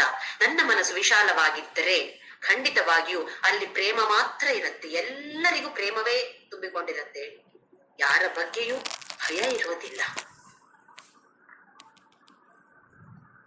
ಅಂದ್ರೆ ಇನ್ ಟೋಟಾಲಿಟಿ ಅಂತ ಹೇಳ್ತೀವಿ. ನನ್ನದು ಅಂತ ಹೇಳೋದನ್ನ ಬಿಟ್ಟು ಎಲ್ಲ ಇಡೀ ಪ್ರಪಂಚವೇ ನನ್ನದು ಅಂತ ಹೇಳುವ ಭಾವನೆ ಬಂದ್ರೆ ಅಲ್ಲಿ ಮತ್ತೆ ಭಯ ಇರೋದಿಲ್ಲ. ಇಲ್ಲಿ ಅರ್ಜುನನಿಗೆ ಇನ್ನೂ ಆ ಭಾವನೆ ಬಂದಿಲ್ಲ. ಹಾಗಾಗಿ ಭೀತ ಪ್ರಣಮ್ಯ ನಮಸ್ಕಾರ ಮಾಡ್ತಿದ್ದಾನೆ. ಹೇಗೆ? ಭೀತಿಯಿಂದ ಮಾಡ್ತಿದ್ದಾನೆ. ಆದ್ರೆ ಅರ್ಜುನನಿಗೆ ಈಗ ಅರ್ಥ ಆಗಿದೆ, ಕೃಷ್ಣ ಅಂತ ಹೇಳಿದ್ರೆ ಒಬ್ಬ ನ್ಯಾಯಾಧೀಶನ ತರ ಮಾತ್ರ, ಒಬ್ಬ ಜಡ್ಜಿನ ತರ ಮಾತ್ರ. ಇಷ್ಟರವರೆಗೆ ನಾನು ಅನ್ಕೊಳ್ತಾ ಇದ್ದೆ ಭಗವಂತ ಅಂತ ಹೇಳಿದ್ರೆ ಎಲ್ಲವನ್ನು ಇವನು ಒಬ್ಬನಿಗೆ ಒಳ್ಳೆ ಜಾಸ್ತಿ ಖುಷಿಯನ್ನು ಕೊಡೋದು, ಇನ್ನೊಬ್ಬನಿಗೆ ಜಾಸ್ತಿ ದುಃಖವನ್ನು ಕೊಡ್ತಾನೆ, ಇದ್ಯಾಕೆ ಹೀಗ್ ಮಾಡ್ತಾನೆ ಭಗವಂತ? ನಮಗೂ ಕೆಲವೊಂದ್ಸಲ ಈ ತರದ ಸಂಶಯಗಳು ಬರುತ್ತೆ. ಯಾವಾಗ? ನಮಗೆ ಕಷ್ಟ ಬಂದಾಗ ಮಾತ್ರ. ನಮಗೆ ಸುಖ ಬಂದಾಗ ಆ ತರದ ಸಂಶಯಗಳು ನಮ್ಗೆ ಬರೋದಿಲ್ಲ. ದುಃಖ ಬಂದಾಗ ನಾನು ಇಷ್ಟು ಸಲ ವಿಷ್ಣು ಸಹಸ್ರನಾಮ ಹೇಳಿದೆ, ಇಷ್ಟು ನಾಮ ಜಪ ಮಾಡಿದೆ, ನಂಗೆ ಯಾಕೆ ಭಗವಂತ ಹೀಗ್ ಮಾಡ್ತಾನೆ? ಇಷ್ಟು ಕ್ರೂರಿ ಭಗವಂತ, ಇನ್ನು ನಾನು ಅವನ ಹೆಸರೇ ಹೇಳೋದಿಲ್ಲ. ಈ ತರದ ಭಾವನೆಗಳು ಬರುತ್ತೆ. ಅರ್ಜುನನಿಗೂ ಹಾಗೆ ಸಂಶಯ ಇತ್ತೋ ಏನೋ, ಆದ್ರೆ ಈಗ ಅವನಿಗೆ ಗೊತ್ತಾಗಿದೆ. ಏನು ಅಂದ್ರೆ ಕೃಷ್ಣ ಒಬ್ಬ ನ್ಯಾಯಾಧೀಶನ ತರ, ಕರ್ಮ ಫಲದಾತ ಮಾತ್ರ. ಕರ್ಮವನ್ನು ಯಾರು ಮಾಡೋದು? ನಾವೇ ಮಾಡೋದು. ಕರ್ಮ ಫಲವನ್ನು ಯಾರು ಉಣ್ಣೋದು? ನಾವೇ ಉಣ್ಣೋದು. ಕೊಡೋದು ಮಾತ್ರ, ಈ ಕರ್ಮಕ್ಕೆ ಈ ಫಲ ಅಂತೇಳಿ ಕೊಡೋದು ಮಾತ್ರ ಭಗವಂತ. ಬೇರೆ ಎಲ್ಲದಕ್ಕೂ ಕಾರಣ ನಾನೇ. ನನ್ನ ಜೀವನ ಇದೆಯಾ, ಜೀವನ ಚೆನ್ನಾಗಿದ್ಯಾ, ಅದಕ್ಕೆ ಕಾರಣ ನನ್ನ ಕರ್ಮ. ನಾನು ಸಂತೋಷದಲ್ಲಿ ಇಲ್ಲ, ನನ್ನ ಜೀವನವನ್ನ ದುಃಖಮಯವಾಗಿ ಮಾಡಿಕೊಂಡು ನನ್ನ ಹತ್ತಿರ ಇರುವಂತಹ ಬೇರೆಯವರ ಜೀವನವನ್ನು ಕೂಡ ದುಃಖಮಯವಾಗಿ ನಾನು ಮಾಡ್ತಾ ಇದ್ದೇನೆ ಅಂತ ಹೇಳಿದ್ರೆ ಅದು ಕೂಡ ನನ್ನ ಕರ್ಮ ಫಲ. ನಾನೇ ಕೊಟ್ಟಿರುವ ಮೇನು ಇದು. ಅದೇ ತಾನೇ ನಮ್ಗೆ ಬರೋದು. ಇದನ್ನ ಅರ್ಥ ಮಾಡಿಕೊಳ್ತಾ ಇದ್ದಾನೆ ಅರ್ಜುನ. ಈಗ ಇಷ್ಟರವರೆಗೆ ಕಾಲತತ್ವ ಅಂತ ಹೇಳಿದ್ರೆ ಏನು, ಕರ್ಮದ ನಿಯಮಗಳು ಏನು, ಧರ್ಮ ಅಧರ್ಮ ಅಂತ ಹೇಳಿದ್ರೆ ಏನು ಅಂತ ಹೇಳದನ್ನ ಹೆಚ್ಚಾಗಿ ಗಮನಿಸಿರ್ಲಿಲ್ಲ. ಈಗ ಒಂದೊಂದಾಗಿ ಕೃಷ್ಣ ಬಿಡಿಸಿ ಬಿಡಿಸಿ ಹೇಳಿದಾಗ ಅವನಿಗೆ ಅರ್ಥ ಆಗ್ತಾ ಇದೆ. ಕಾಲತತ್ವ ಏನು, ಕರ್ಮದ ನಿಯಮಗಳು ಏನು, ಧರ್ಮ ಅಧರ್ಮ ಅಂದ್ರೆ ಏನು, ಏನಾಗತ್ತೆ ಧರ್ಮವನ್ನ ಆಚರಿಸಿದ್ರೆ, ಅಧರ್ಮವನ್ನ ಆಚರಿಸಿದ್ರೆ ಏನಾಗತ್ತೆ ಅಂತ ಹೇಳೋದನ್ನು ಗೊತ್ತಾಗಿದೆ ಈಗ ಅರ್ಜುನನಿಗೆ. ಹಾಗಾಗಿ ಪ್ರಣಮ್ಯ ನಮಸ್ಕಾರವನ್ನ ಮಾಡಿ ಮುಂದಿನ ಮಾತುಗಳನ್ನ ಹೇಳ್ತಾನೆ. ಏನ್ ಹೇಳ್ತಾನೋ ನೋಡೋಣ. 36ನೇ ಶ್ಲೋಕ. ಅರ್ಜುನ ವಾಚ ಸ್ಥಾನೇ ಋಷಿಕೇಶ ತವ ಪ್ರಕೀರ್ತ್ಯ ಜಗತ್ ಪ್ರಹಸ್ಯತ್ಯನುರಜ್ಯತೆ ಚ ಶಾಂಸಿ ಭೀತಾನಿ ದಿಶೋ ದ್ರವಂತಿ ಸರ್ವೇ ನಮಸ್ಯಂತಿ ಚ ಸಿದ್ಧ ಸಂಘಾಃ. ಸ್ಥಾನೇ ಋಷಿಕೇಶ ತವ ಪ್ರಕೀರ್ತ್ಯ, ನಿನ್ನ ಕೀರ್ತಿಯನ್ನು ಎಲ್ಲ ಜಗತ್ತಲ್ಲಿ ಪ್ರಹೃಷ್ಯತಿ ಅನುರಜ್ಯತೆ. ಪ್ರಹೃಷ್ಯತಿ ಅಂತ ಹೇಳಿದ್ರೆ ಸಂತೋಷ ಪಡ್ತಿದ್ದಾರೆ ಜನ, ಹಾಗೆ ಅನುರಾಗವನ್ನು ಪಡ್ತಿದ್ದಾರೆ. ನಿನ್ನ ಋಷಿಕೇಶ ಅಂತ ಹೇಳಿದ್ರೆ ಕೃಷ್ಣ, ಋಷಿಕ ಅಂತ ಹೇಳಿದ್ರೆ ಇಂದ್ರಿಯಗಳು. ಇಂದ್ರಿಯಗಳಿಗೆ ಯಾರು ಈಶನೋ ಅವನು ಋಷಿಕೇಶ. ಇಂದ್ರಿಯಗಳನ್ನೆಲ್ಲ ತನ್ನ ವಶದಲ್ಲಿ ತನ್ನ ಕಂಟ್ರೋಲ್ ಅಲ್ಲಿ ಇಟ್ಕೊಂಡವನು ಋಷಿಕೇಶ. ಅಥವಾ ನಮ್ಮ ಇಂದ್ರಿಯಗಳನ್ನು ಕೂಡ ಕಂಟ್ರೋಲ್ ಅಲ್ಲಿ ಇಡುವವನು ಋಷಿಕೇಶ. ನಿನ್ನ ಕೀರ್ತಿಯನ್ನು, ಯಾವ ತರದ ಕೀರ್ತಿ? ಪ್ರಕೀರ್ತಿಯನ್ನು ತಿಳಿದುಕೊಂಡು ಜಗತ್ತೆಲ್ಲ ಹರ್ಷಮಯವಾಗಿದೆ. ಹಾಗೆಯೇ ಅನುರಾಗವನ್ನು, ನಿನ್ನ ಮೇಲೆ ಅನುರಾಗವನ್ನು ಹೊಂದಿದ್ದಾರೆ. ರಕ್ಷಾಂಸಿ ಭೀತಾನಿ ದಿಶೋ ದ್ರವಂತಿ. ರಾಕ್ಷಸರು, ರಕ್ಷಾಂಸಿ ಅಂತ ಹೇಳಿದ್ರೆ ಇಲ್ಲಿ ರಾಕ್ಷಸರು ಭೀತಿಯಿಂದ ದಿಕ್ಕಾಪಾಲಾಗಿ, ದ್ರವಂತಿ ಅಂತ ಹೇಳಿದ್ರೆ ಹಾರ್ತಿದ್ದಾರೆ ಅಂತ ಹೇಳಿದ್ರೆ ಓಡ್ತಿದ್ದಾರೆ. ಆ ಕಡೆ ಈ ಕಡೆ ಚಲ್ಲ ಪಿಲ್ಲಿಯಾಗಿ ಓಡ್ತಿದ್ದಾರೆ. ಯಾಕೆ? ಭೀತಿಯಿಂದ. ನಮಗೆ ಪೊಲೀಸರು ಬಂದ್ರೆ ಭಯ ಆಗತ್ತೆ. ಯಾವಾಗ? ನಿಯಮಗಳನ್ನು ಪಾಲಿಸದೇ ಇದ್ದಾಗ. ನಿಯಮಗಳನ್ನು ಪಾಲಿಸಿದಾಗ ಯಾವ ಭಯವೂ ಇಲ್ಲ ಅಲ್ವಾ? ಇದು ನಮ್ಮ ಅನುಭವಕ್ಕೆ ಬಂದಿರುವಂತದ್ದು. ಯಾವಾಗ ನಾವು ತಪ್ಪು ಮಾಡ್ತೇವೋ ಆಗ ನಮ್ಗೆ ಭಯ. ತಪ್ಪು ಮಾಡದೇ ಇದ್ದಾಗ ನಮಗೆ ಯಾವ ಭಯವೂ ಇಲ್ಲ. ಬರ್ಲಿ, ಯಾರೇ ಬರ್ಲಿ, ನಾನು ಧರ್ಮವನ್ನ ಪಾಲಿಸಿದ್ದೇನೆ, ನಾನು ಯಾವ ತಪ್ಪು ಮಾಡಿಲ್ಲ ಅಂತ ಹೇಳುದು ಗೊತ್ತಿದ್ರೆ ಭಯ ಪಡಬೇಕಾದ ಅವಶ್ಯಕತೆ ಇಲ್ಲ. ಹಾಗಾಗಿ ಇಲ್ಲಿ ರಾಕ್ಷಸರು ಕೂಡ ತಪ್ಪನ್ನು ಮಾಡಿದರೆ ಮಾತ್ರ ಅವರು ಆ ಚಲ್ಲಾಪಿಲ್ಲಿಯಾಗಿ ಓಡ್ಬೇಕು. ಖಂಡಿತವಾಗಿಯೂ ರಾಕ್ಷಸರೆಲ್ಲ ಏನೋ ಒಂದು ತಪ್ಪು ಅಂತ ಹೇಳಿದ್ರೆ ಇಲ್ಲಿ ದೊಡ್ಡ ಕೊಲೆ ಆಗ್ಬೇಕು ಅಂತ ಇಲ್ಲ. ಸ್ವಾರ್ಥಿಗಳಾದ್ರೂ ರಾಕ್ಷಸರೇ. ಹಾಗಾಗಿ ನಾವು ಕೂಡ ಈ ಕ್ಯಾಟಗರಿಯಲ್ಲಿ ಬರುವ ಚಾನ್ಸಸ್ ಇದೆ, ಅವಕಾಶಗಳಿದೆ. ಯಾವಾಗ? ನಾವು ಸ್ವಾರ್ಥಪರರಾಗಿದ್ದಾಗ. ಹಾಗಾಗಿ ನಾವು ಸ್ವಾರ್ಥತೆಯನ್ನ ಬಿಡುವಂತಹ ಪ್ರಯತ್ನವನ್ನ ಮಾಡ್ತೀವಿ. ಇಲ್ಲ ಬಿಟ್ಟಿಲ್ವೋ, ನಾವು ಕೂಡ ಇದೇ ತರ ರಾಕ್ಷಸರಂತೆ ಚಲ್ಲ ಬಿಲ್ಲಿಯಾಗಿ ಓಡ್ಬೇಕು. ಸರ್ವೇ ನಮಸ್ಯಂತಿ ಚ ಸಿದ್ಧ ಸಂಘ. ಸಿದ್ಧರ ಸಂಘ ಅರಿತುಕೊಂಡಿದ್ದಾರೆ. ಏನು ಕೃಷ್ಣ ಅಂದ್ರೆ ಏನು, ಭಗವಂತ ಅಂತ ಹೇಳಿದ್ರೆ ಏನು, ಪರಬ್ರಹ್ಮ ಅಂತ ಹೇಳಿದ್ರೆ ಏನು ಅಂತ ತತ್ವವನ್ನ, ಕಾಲತತ್ವ, ಕರ್ಮದ ತತ್ವ, ಧರ್ಮ ಅಧರ್ಮದ ತತ್ವವನ್ನ ತಿಳಿದುಕೊಂಡಿದ್ದಾರೆ ಸಿದ್ಧರೆಲ್ಲ. ಅವ್ರೇನ್ ಮಾಡ್ತಿದ್ದಾರೆ? ಶರಣಾಗತಿ. ನಮಸ್ಯಂತಿ ಸರ್ವೇ ನಮಸ್ಯಂತಿ ಚ ಸಿದ್ಧ ಸಂಘ. ಇಲ್ಲಿ ನಾವು ನೋಡ್ಬೇಕು ಏನು ಅಂತ ಹೇಳಿದ್ರೆ, ಸಾಧಾರಣ 10ನೇ ಅಧ್ಯಾಯದವರೆಗೆ ಏಕರೂಪ ಈಶ್ವರನ ವರ್ಣನೆ, 10ರಿಂದ ಇದರಲ್ಲಿ ಮುಖ್ಯವಾಗಿ 11ನೇ ಅಧ್ಯಾಯದಲ್ಲಿ ಅನೇಕ ರೂಪ ಈಶ್ವರ, ಏಕರೂಪ ಈಶ್ವರನಿಂದ ಅನೇಕ ರೂಪ ಈಶ್ವರನ ವರ್ಣನೆ ನಡೀತಾ ಇರೋದು. ಯಾವ ರೂಪದಲ್ಲಿ ಬಂದ್ರು ಅದು ಪರಮಾತ್ಮನೇ ಅಂತ ಹೇಳಿ. ನಾವೀಗ ನಮಗೆ ಇಷ್ಟ ದೇವತೆ ರಾಮ, ಕೃಷ್ಣ, ಸಾಯಿಬಾಬಾ ಅಥವಾ ಯಾರೇ ಇರ್ಬೋದು, ಅವರನ್ನ ಪೂಜಿಸ್ತೇವೆ. ಆದ್ರೆ ಹಿಂದೆ ಭಾವನೆ ಇರಬೇಕು. ರಾಮ, ಕೃಷ್ಣ, ಶಿವ, ವಿಷ್ಣು ಬೇರೆ ಬೇರೆ ಅಲ್ಲ, ಎಲ್ಲರೂ ಒಂದೇ. ಅದು ಗಣೇಶ ಇರ್ಬೋದು, ಗೌರಿ ಇರ್ಬೋದು, ಯಾರೇ, ಲಕ್ಷ್ಮಿ, ಸರಸ್ವತಿ ಯಾರೇ ಇರ್ಲಿ, ಎಲ್ಲರೂ ಆ ಪರಬ್ರಹ್ಮ ಮಾತ್ರ, ಬೇರೆ ಯಾರು ಅಲ್ಲ. ಈ ಭಾವವನ್ನ, ಈ ಭಾವನೆಯನ್ನ ನಾವು ಬೆಳೆಸಿಕೊಳ್ಬೇಕು. ಮುಂದೆ ಮುಂದೆ ಹೋದ ಹಾಗೆ ಕೊನೆಯಲ್ಲಿ ಅರೂಪ ಈಶ್ವರ, ಶುರುವಲ್ಲಿ ಏಕರೂಪ ಈಶ್ವರ, ಆಮೇಲೆ ಅನೇಕ ರೂಪ ಈಶ್ವರ, ಹಾಗೆಯೇ ಕೊನೆಯಲ್ಲಿ ನಿರ್ಗುಣ ತತ್ವ, ನಿರ್ಗುಣ ಪರಬ್ರಹ್ಮ ತತ್ವ ಅಂತ ಹೇಳಿದ್ರೆ ಅರೂಪ, ರೂಪವೇ ಇಲ್ಲ. ಆ ತರದ ಈಶ್ವರನ ಭಾವನೆಯನ್ನ ನಾವು ತಂದುಕೊಳ್ಬೇಕು, ಅಥವಾ ಶುರುವಲ್ಲಿ ಪ್ರಯತ್ನ ಪೂರ್ವಕವಾಗಿ ತಂದುಕೊಳ್ಬೇಕು. ಆಮೇಲೆ ಅದೇ ಅಭ್ಯಾಸ ಆಗ್ಬಿಡತ್ತೆ ಅಂತ ಹೇಳುತ್ತೆ ಪುರಾಣಗಳು. ಮುಂದಿನ ಶ್ಲೋಕ, ತಸ್ಮಾಚ್ಚತೇನ ನಮೇರನ್ ಮಹಾತ್ಮನ್ ಗರೀಯಸೆ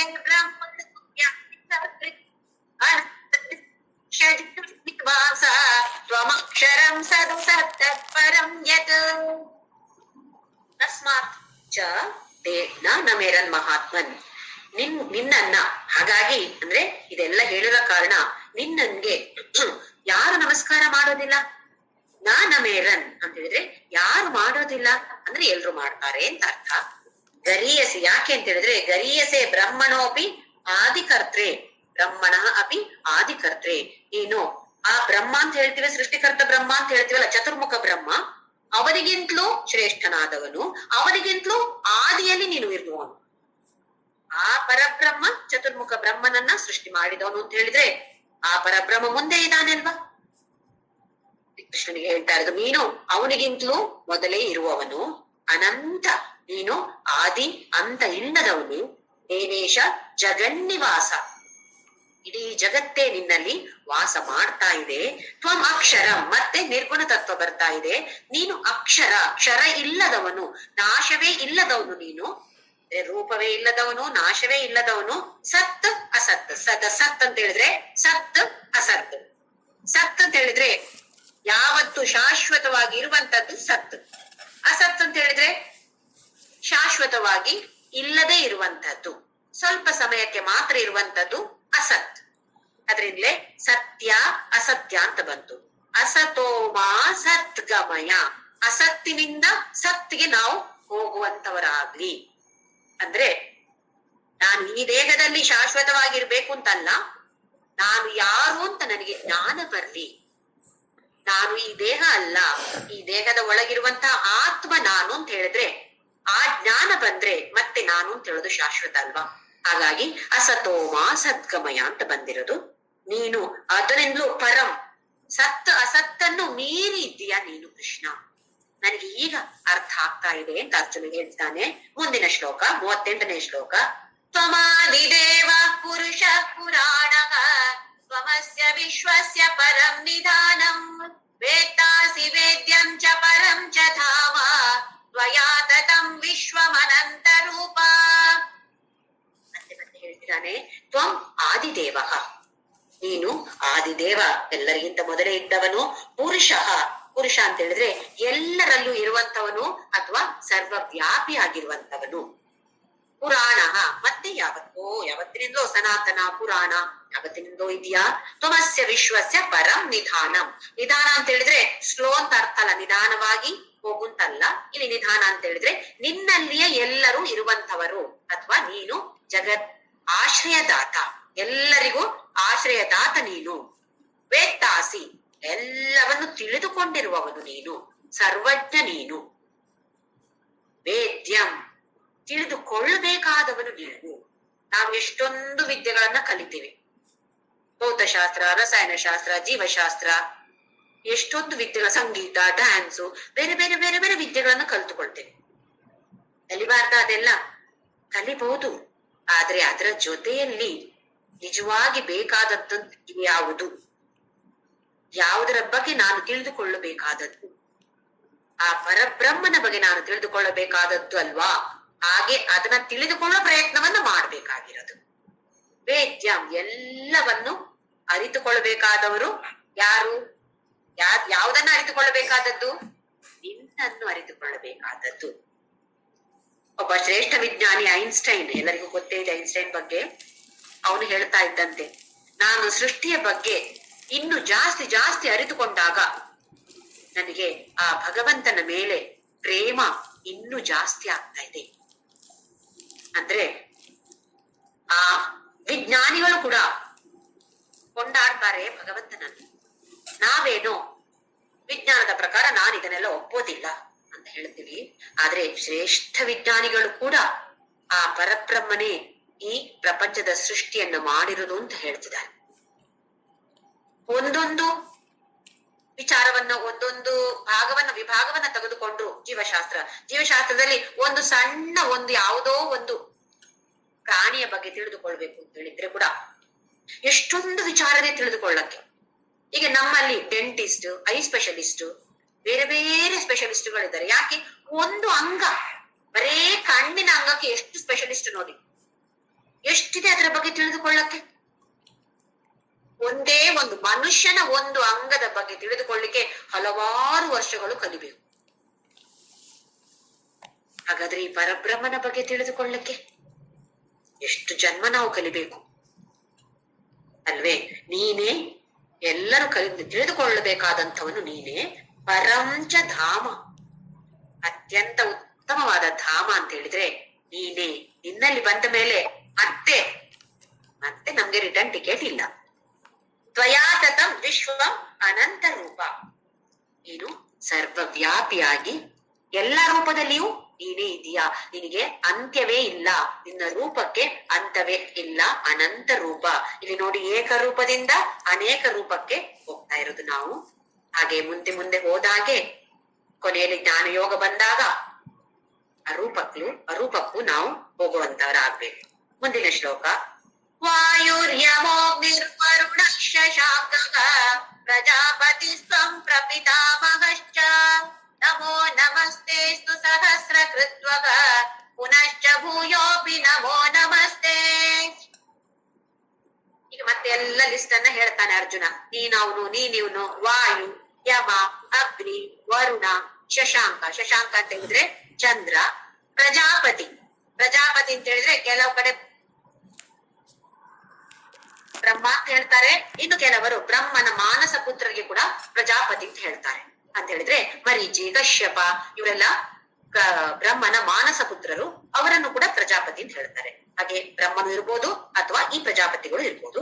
ಪ್ರಪಿತಾಮಹಶ್ಚ, ಪಿತಾಮಹ ಅಂತ ಹೇಳಿದ್ರೆ ಬ್ರಹ್ಮನಿಗೆ ನೀನು ತಂದೆ. ಯಾಕೆ? ಬ್ರಹ್ಮನನ್ನ ಸೃಷ್ಟಿ ಮಾಡಿದ್ದು ನೀನೇ ಅಲ್ವಾ. ಹಾಗೆ ನಿಮ್ಗೆ ನಮಃ ಸ್ತೆ ಅಸ್ತು ಎಲ್ಲವನ್ನು ಮಾಡುವಂತಹ ನಿನಗೆ ಮತ್ತೆ ಎಷ್ಟು ಸಲ?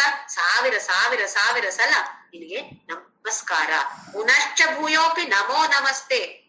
ಭೂಯಃ ಅಂತ ಹೇಳಿದ್ರೆ ಪುನಃ ಅಂತ ಹೇಳಿ ಆಯ್ತು. ಭೂಯಃ ಅಂತ ಹೇಳಿದ್ರೆ ಮತ್ತೆ ಪುನಃ. ಕೆಲವೊಂದ್ಸಲ ನಾವು ಹೇಳ್ತೀವಲ್ಲ ಕೆಲವರಿಗೆ, ಅಬ್ಬಾ ನಿಮ್ಗೆ ಎಷ್ಟು ಥ್ಯಾಂಕ್ಸ್ ಹೇಳಿದ್ರು ಸಾಲದು, ಅಷ್ಟು ಉಪಕಾರ ಆಯ್ತು ನಿಮ್ಮಿಂದ. ಪುನಃ ನಾವು ಥ್ಯಾಂಕ್ಸ್ ಅಂತ ಹೇಳ್ತೀವಲ್ಲ. ಒಂದ್ಸಲ ಥ್ಯಾಂಕ್ಸ್ ಹೇಳಿ ಆಯ್ತು, ಮತ್ತೆ ಒಂದು ಲೈನ್ ಹೇಳಿ ಮತ್ತೆ ಪುನಃ ನಿಮ್ಗೆ ಥ್ಯಾಂಕ್ಸ್ ಅಂತ ಹೇಳ್ತೀವಿ. ಹಾಗೆಯೇ ಪುನಃ ನಿನಗೆ ನಮಸ್ಕಾರ ಅಂತ ಹೇಳಿ ಅರ್ಜುನ ನಮಸ್ಕಾರವನ್ನ ಅಲ್ಲಿ ಮಾಡ್ತಿದ್ದಾನೆ ಆ ಭಗವಂತನ ವಿಶ್ವರೂಪಕ್ಕೆ. ಮುಂದಿನ ಶ್ಲೋಕ. ನಮಃ ಪುರಸ್ತಾದಥ ಪೃಷ್ಠತಸ್ತೆ ನಮೋಸ್ತುತೆ ಸರ್ವತ ಏವ ಸರ್ವ ಅನಂತ ವೀರ್ಯಾಮಿತ ವಿಕ್ರಮಸ್ತ್ವಂ ಸರ್ವಂ ಸಮಾಪ್ನೋಷಿ ತತೋಸಿ ಸರ್ವಃ. ನಮಃ ಪುರಸ್ತಾತ್, ನಮಸ್ಕಾರ ನಿಮ್ಗೆ. ಎಲ್ಲಿಂದ? ಮುಂದಿನಿಂದ. ಅಥ ಪೃಷ್ಠತಃ, ಹಿಂದಿನಿಂದ. ಇನ್ನು ಹಿಂದೆ ಹೋಗಿ ನಮಸ್ಕಾರ ಮಾಡುದು. ನಾವು ಹೋಗೋದಿಲ್ವಾ? ಗುಡಿಯಲ್ಲಿ ಮುಂದಿನಿಂದ ನಮಸ್ಕಾರ ಮಾಡ್ತೇವೆ, ಹಿಂದೆ ಹೋಗಿ ಹಿಂದಿನಿಂದ ಕೂಡ ನಮಸ್ಕಾರ ಮಾಡ್ತೇವೆ, ಆ ಕಡೆಯಿಂದ ನಮಸ್ಕಾರ ಮಾಡ್ತೇವೆ, ಈ ಕಡೆಯಿಂದ ನಮಸ್ಕಾರ ಮಾಡ್ತೇವೆ, ಮಾಡೋದಿಲ್ವಾ ನಾವು? ಹಾಗೆ ಅರ್ಜುನ ಕೂಡ ಮಾಡ್ತಿದ್ದಾನೆ. ಮುಂದಿನಿಂದ ನಮಸ್ಕಾರ, ಹಿಂದಿನಿಂದ ನಮಸ್ಕಾರ. ನಮೋಸ್ತುತೆ ಸರ್ವತ ಏವ ಸರ್ವ. ಎಲ್ಲ ಕಡೆಯಿಂದ ನಿನ್ಗೆ ನಮಸ್ಕಾರ ಕೃಷ್ಣ. ಈ ಮುಂದೆ ಹಿಂದೆ ಅಂತ ಹೇಳೋದು ಯಾರಿಗೆ ಬರುತ್ತೆ? ಯಾವಾಗ ಅದು ಒಂದು ಫೈನೈಟ್, ಒಂದು ನಿಯಮಿತವಾದದ್ದು, ಸೀಮಿತವಾದದ್ದು ಅಂತ ಹೇಳ್ತೀವಲ್ಲ, ಫೈನೈಟ್ ಅಂತ ಹೇಳ್ತೀವಿ. ಯಾವಾಗ ಅದು ಸೀಮಿತವಾಗಿರುತ್ತೋ ಅವಾಗ ಮಾತ್ರ ತಾನೇ ಅದು ಮುಂದೆ ಹಿಂದೆ ಎಲ್ಲ ಬರೋದು. ಯಾವಾಗ ಸೀಮೆ ಇಲ್ಲ ಅದಕ್ಕೆ ಮುಂದೆ ಹಿಂದೆ ಎಲ್ಲಿ ಬರುತ್ತೆ? ಆದ್ರೆ ಅರ್ಜುನನಿಗೆ ಕಾಣ್ತಾ ಇರೋದು ಎಲ್ಲಿ? ಇದು ಕೃಷ್ಣನ ಆ ಭೌತಿಕ ದೇಹದ ಒಳಗೆ. ಹಾಗಾಗಿ ಅವನು ಮುಂದೆ ಹಿಂದೆ ಅಂತ ಹೇಳ್ತಾನೆ. ಕೃಷ್ಣ ಚಿಕ್ಕವನಿದ್ದಾಗ ಮಣ್ಣು ಬಾಯಿಗೆ ಹಾಕಿ ಯಶೋದೆ ಬಾಯಿ ತೆರೆ ಅಂತ ಹೇಳ್ತಾಳೆ. ಕೃಷ್ಣ ಬಾಯಿ ಮಾಡ್ತಾನೆ. ಏನ್ ಕಾಣ್ತಾಳೆ ಯಶೋದನಿಗೆ? ಏನ್ ಕಾಣಿಸ್ತು ಅದ್ರಲ್ಲಿ? ಇಡೀ ಭೂಮಂಡಲವೇ ಕಾಣಿಸ್ತಾ ಇದೆ ಆ ಪುಟ್ಟ ಕೃಷ್ಣನ ಚಿಕ್ಕ ಬಾಯಿಯೊಳಗಡೆ. ಅದನ್ನ ನೋಡಿ ಗಾಬರಿಗೊಳ್ತಾಳೆ. ಯಾಕೆ? ದಿವ್ಯ ಚಕ್ಷು ಇನ್ನೂ ರೆಡಿ ಆಗಿರ್ಲಿಲ್ಲ ಅಲ್ಲಿ. ಒಂದು ಸಲ ಹೀಗೆ ಕಾಣಕ್ಕೆ ಸಿಕ್ತಷ್ಟೇ ಹೊರತು ದಿವ್ಯ ಚಕ್ಷು ಎಲ್ಲಿ ಇಲ್ವೋ ಅಲ್ಲಿ ಭೀತಿ, ಭಯ ಇದೆ. ಭಯದಿಂದ ತಲೆ ಸುತ್ತು ಬಂದು ಅಲ್ಲೇ ಬಿದ್ದು ಬಿಡ್ತಾಳೆ ಯಶೋದೆ. ಈಗ ಇಲ್ಲಿ ಅದೇ ಕೃಷ್ಣನ ದೊಡ್ಡದಾಗಿದ್ದಾನೆ ಅಷ್ಟೇ. ಕೃಷ್ಣನ ಭೌತಿಕ ದೇಹದಲ್ಲಿ ಕಂಡದ್ದು ವಿಶ್ವರೂಪ, ಆದ್ರೆ ಭೌತಿಕ ದೇಹವೂ ಇದೆ, ಅದರ ಒಳಗಡೆ ತಾನೇ ಕಂಡದ್ದು ವಿಶ್ವರೂಪ. ಹಾಗಾಗಿ ಆ ಭೌತಿಕ ದೇಹಕ್ಕೆ ಮುಂದೆ ಹಿಂದೆ ಇದೆ. ಹಾಗಾಗಿ ಅರ್ಜುನ ಹೇಳ್ತಾ ಇರೋದು ಮುಂದಿನಿಂದ ನಮಸ್ಕಾರ, ಹಿಂದಿನಿಂದ ನಮಸ್ಕಾರ, ಇನ್ನು ಆ ಕಡೆ ಈ ಕಡೆ ಅಲ್ಲಿ ಇಲ್ಲಿ ಎಲ್ಲ ಎಷ್ಟು ದಿಕ್ಕುಗಳಿದೆಯೋ ಎಲ್ಲ ದಿಕ್ಕುಗಳಿಂದ ನಿನ್ಗೆ ನಮಸ್ಕಾರ. ಅನಂತ ವೀರ್ಯಾಮಿತ ವಿಕ್ರಮಸ್ತ್ವಂ, ನೀನು ಅನಂತ ಪರಾಕ್ರಮಿ, ನೀನು ಅನಂತ ವೀರ್ಯ, ಅಲ್ಲಿ ಶೌರ್ಯ ಇರುವವನು, ಶೂರ, ವಿಕ್ರಮ, ಎಲ್ಲ ಕಡೆ ಜಯಿಸುವಂತವನು ನೀನು, ಎಲ್ಲ ಕಡೆ ವ್ಯಾಪಿಸಿಕೊಂಡಿದ್ದೀಯ ನೀನು. ಸರ್ವಂ ಸಮಾಪ್ನೋಷಿ ತತೋಸಿ ಸರ್ವಃ, ಎಲ್ಲ ಕಡೆ ನೀನೇ ವ್ಯಾಪಿಸಿಕೊಂಡಿದ್ಯಾ. ನಂಗೆ ಏನು ಬೇರೆ ಏನು ಕಾಣೋದಿಲ್ಲ ಈಗ. ಎಲ್ಲಿ ಕಂಡ್ರು ಏನು ಕಂಡ್ರು ಅದು ನೀನು ಮಾತ್ರ. ಹಾಗಾಗಿ ನೀನು ಸರ್ವವ್ಯಾಪಿಯಾಗಿದ್ದೀಯಾ. ನಿನಗೆ ಎಲ್ಲ ಕಡೆ ಇದ್ಲು ನನ್ನ ನಮಸ್ಕಾರ. ನಾವು ಹೆಚ್ಚಾಗಿ ಮಾತನಾಡುವಾಗ ಹೇಳ್ತೀವಿ ಕೃಷ್ಣನ ಪಾದವನ್ನ ತಲುಪಬೇಕು ಅಂತ ಹೇಳಿ. ಎಷ್ಟು ದೂರ ಇದೆಯೋ, ಎಷ್ಟು ಸಮಯ ತಗೊಳುತ್ತೋ. ನಾವು ಹೋಗ್ಬೇಕಾಗಿರೋದು ದೂರದಲ್ಲಿ ಅಲ್ಲ, ಸಮಯದಲ್ಲಿ ಅಲ್ಲ, ಆದರೆ ಅಜ್ಞಾನ ಇದೆ. ಈ ಅಜ್ಞಾನವನ್ನ ತೊಲಗಿಸಿದ್ರೆ ತಕ್ಷಣ ಅಲ್ಲಿಯೇ ನಮ್ಗೆ ಕೃಷ್ಣನ ಪಾದ ಸಿಗತ್ತೆ ಅಂತ ಹೇಳುತ್ತೆ ಭಗವದ್ಗೀತೆ. ಎಲ್ಲಿ ಅಜ್ಞಾನ ಇದೆಯೋ ಅಲ್ಲಿ ಕೃಷ್ಣನ ಪಾದ ಕಾಣಕ್ಕೆ ಅವಕಾಶ ಇಲ್ಲ. ಎಲ್ಲಿ ಭೀತಿ ಇದೆಯೋ ಅಲ್ಲಿ ಕೃಷ್ಣ ಕಾಣಕ್ಕೆ ಅವಕಾಶ ಇಲ್ಲ. ಎಲ್ಲಿ ಸಂಕುಚಿತ ಮನಸ್ಸಿದೆಯೋ ಅಲ್ಲಿ ಕೃಷ್ಣನ ಪಾದ ಕಾಣಕ್ಕೆ ಅವಕಾಶ ಇಲ್ಲ. ಇದೆಲ್ಲವನ್ನು ತಿಳಿದುಕೊಂಡು ನಾವು ಮುಂದೆ ಮುಂದೆ ಮುಂದೆ ಹೋಗಲೇಬೇಕು, ಸಾಗಲೇಬೇಕು. ನಮ್ಮ ಜೀವನ ಅರಿತುಕೊಂಡು ನಮ್ಮ ಜೀವನದಲ್ಲಿ ಅಳವಡಿಸಿಕೊಂಡು ಮುಂದಕ್ಕೆ ಹೋದರೆ ಆ ಜ್ಞಾನದ ಬೆಳಕು, ಜ್ಞಾನ ಜ್ಯೋತಿ ಖಂಡಿತವಾಗಿಯೂ ನಮ್ಮನ್ನ ಕೃಷ್ಣನ ಪಾದಕ್ಕೆ ಖಂಡಿತವಾಗಿಯೂ ಸೇರಿಸುತ್ತೆ. ಮುಂದಿನ ಶ್ಲೋಕ 41ನೇ ಶ್ಲೋಕ. ಸಖೇತಿ ಮತ್ವಾ ಪ್ರಸಭಂ ಯದುಕ್ತಂ ಹೇ ಕೃಷ್ಣ ಹೇ ಯಾದವ ಹೇ ಸಖೇತಿ ಅಜಾನತಾ ಮಹಿಮಾನಂ ತವೇದಂ ಮಯಾ ಪ್ರಮಾದಾತ್ ಪ್ರಣಯೇನ ವಾಪಿ. ಈಗ ಅರ್ಜುನನಿಗೆ ಸ್ವಲ್ಪ ಬೇಜಾರಾಗ್ತಿದೆ. ಯಾಕೆ ಅಂತ ಹೇಳಿದ್ರೆ, ಅಯ್ಯೋ ಇವನು ನನ್ನ ಗೆಳೆಯ, ನನ್ನ ಭಾವ ಅಂತ ಹೇಳಿ ಏನೋ ಸಾಮಾನ್ಯ ಮನುಷ್ಯನಾಗಿ ನಾನು ಮಾತಾಡಿದೆ ಅಲ್ಲ, ಇವನು ಇಷ್ಟು ಶ್ರೇಷ್ಠ ಅಂತ ಹೇಗೆ ಗೊತ್ತು ನನ್ಗೆ? ಇವನು ಹುಟ್ಟು ಆಗ್ಲೇ 1-2-3 ತಲೆಯೋ, 7-8 ಕಾಲು ಕೈಗಳು, ಅದ್ರ ಜೊತೆಯಲ್ಲಿ ಬಂದಿದ್ರೆ ನನ್ಗೆ ಗೊತ್ತಾಗ್ತಾ ಇದ್ದೀವಿ ನನ್ನ ಹಾಗೆ ಸಾಮಾನ್ಯ ಮನುಷ್ಯ ಅಲ್ಲ, ನನ್ಗಿಂತ ಸ್ವಲ್ಪ ಉತ್ತಮ, ನನ್ಗಿಂತ ಸ್ವಲ್ಪ ಶ್ರೇಷ್ಠ ನಾನು ಅಂತ ನಂಗೆ ಗೊತ್ತಾಗ್ತಿತ್ತು. ಈಗ ನಂಗೆ ಗೊತ್ತಾಗ್ಬೇಕು. ಅಯ್ಯೋ ಅದಕ್ಕೆ ಕೃಷ್ಣನ ಹತ್ರ ಹೇಳ್ತಿದ್ದಾನೆ, ಸಖೇತಿ ಮತ್ವ, ನನ್ನ ಗೆಳೆಯ ನೀನು ಅಂತ ಅನ್ಕೊಂಡು, ಪ್ರಸಭಂ ಯದುಕ್ತಂ, ನಿನ್ನ ಬಗ್ಗೆ ನಾನೇ ಇವನ್ ಹೀಗೆ ಅಂತ ತಿಳಿದು ಅಂತ ಹೇಳಿದ್ರೆ ನಿನ್ನ ವಿಶ್ವರೂಪದ ಬಗ್ಗೆ ನನ್ಗೇನು ಗೊತ್ತಿಲ್ಲ. ಆಹಾ ನನ್ನ ಒಳ್ಳೆಯ ಗೆಳೆಯ, ನನ್ನ ಭಾವ ಅಂತ ಮಾತ್ರ ಅರಿತುಕೊಂಡಿದ್ದೆ. ನಾನು ಹೇಳಿದ್ದೇನೆ, ಏನ್ ಹೇಳಿದ್ದೇನೆ? ಹೇ ಕೃಷ್ಣ, ಹೇ ಯಾದವ, ಹೇ ಸಖ, ಹೀಗೆಲ್ಲ ನಿನ್ನನ್ನು ಸಂಬೋಧಿಸಿದ್ದೇನೆ ನಾನು. ಸುಮ್ನೆ ಕೃಷ್ಣ, ಕೃಷ್ಣ ಬಾಯಿಲಿ, ಯಾದವ ಅಂತ ಹೇಳಲ್ಲ ನಾನು ಹೇಳಿದ್ದೇನೆ.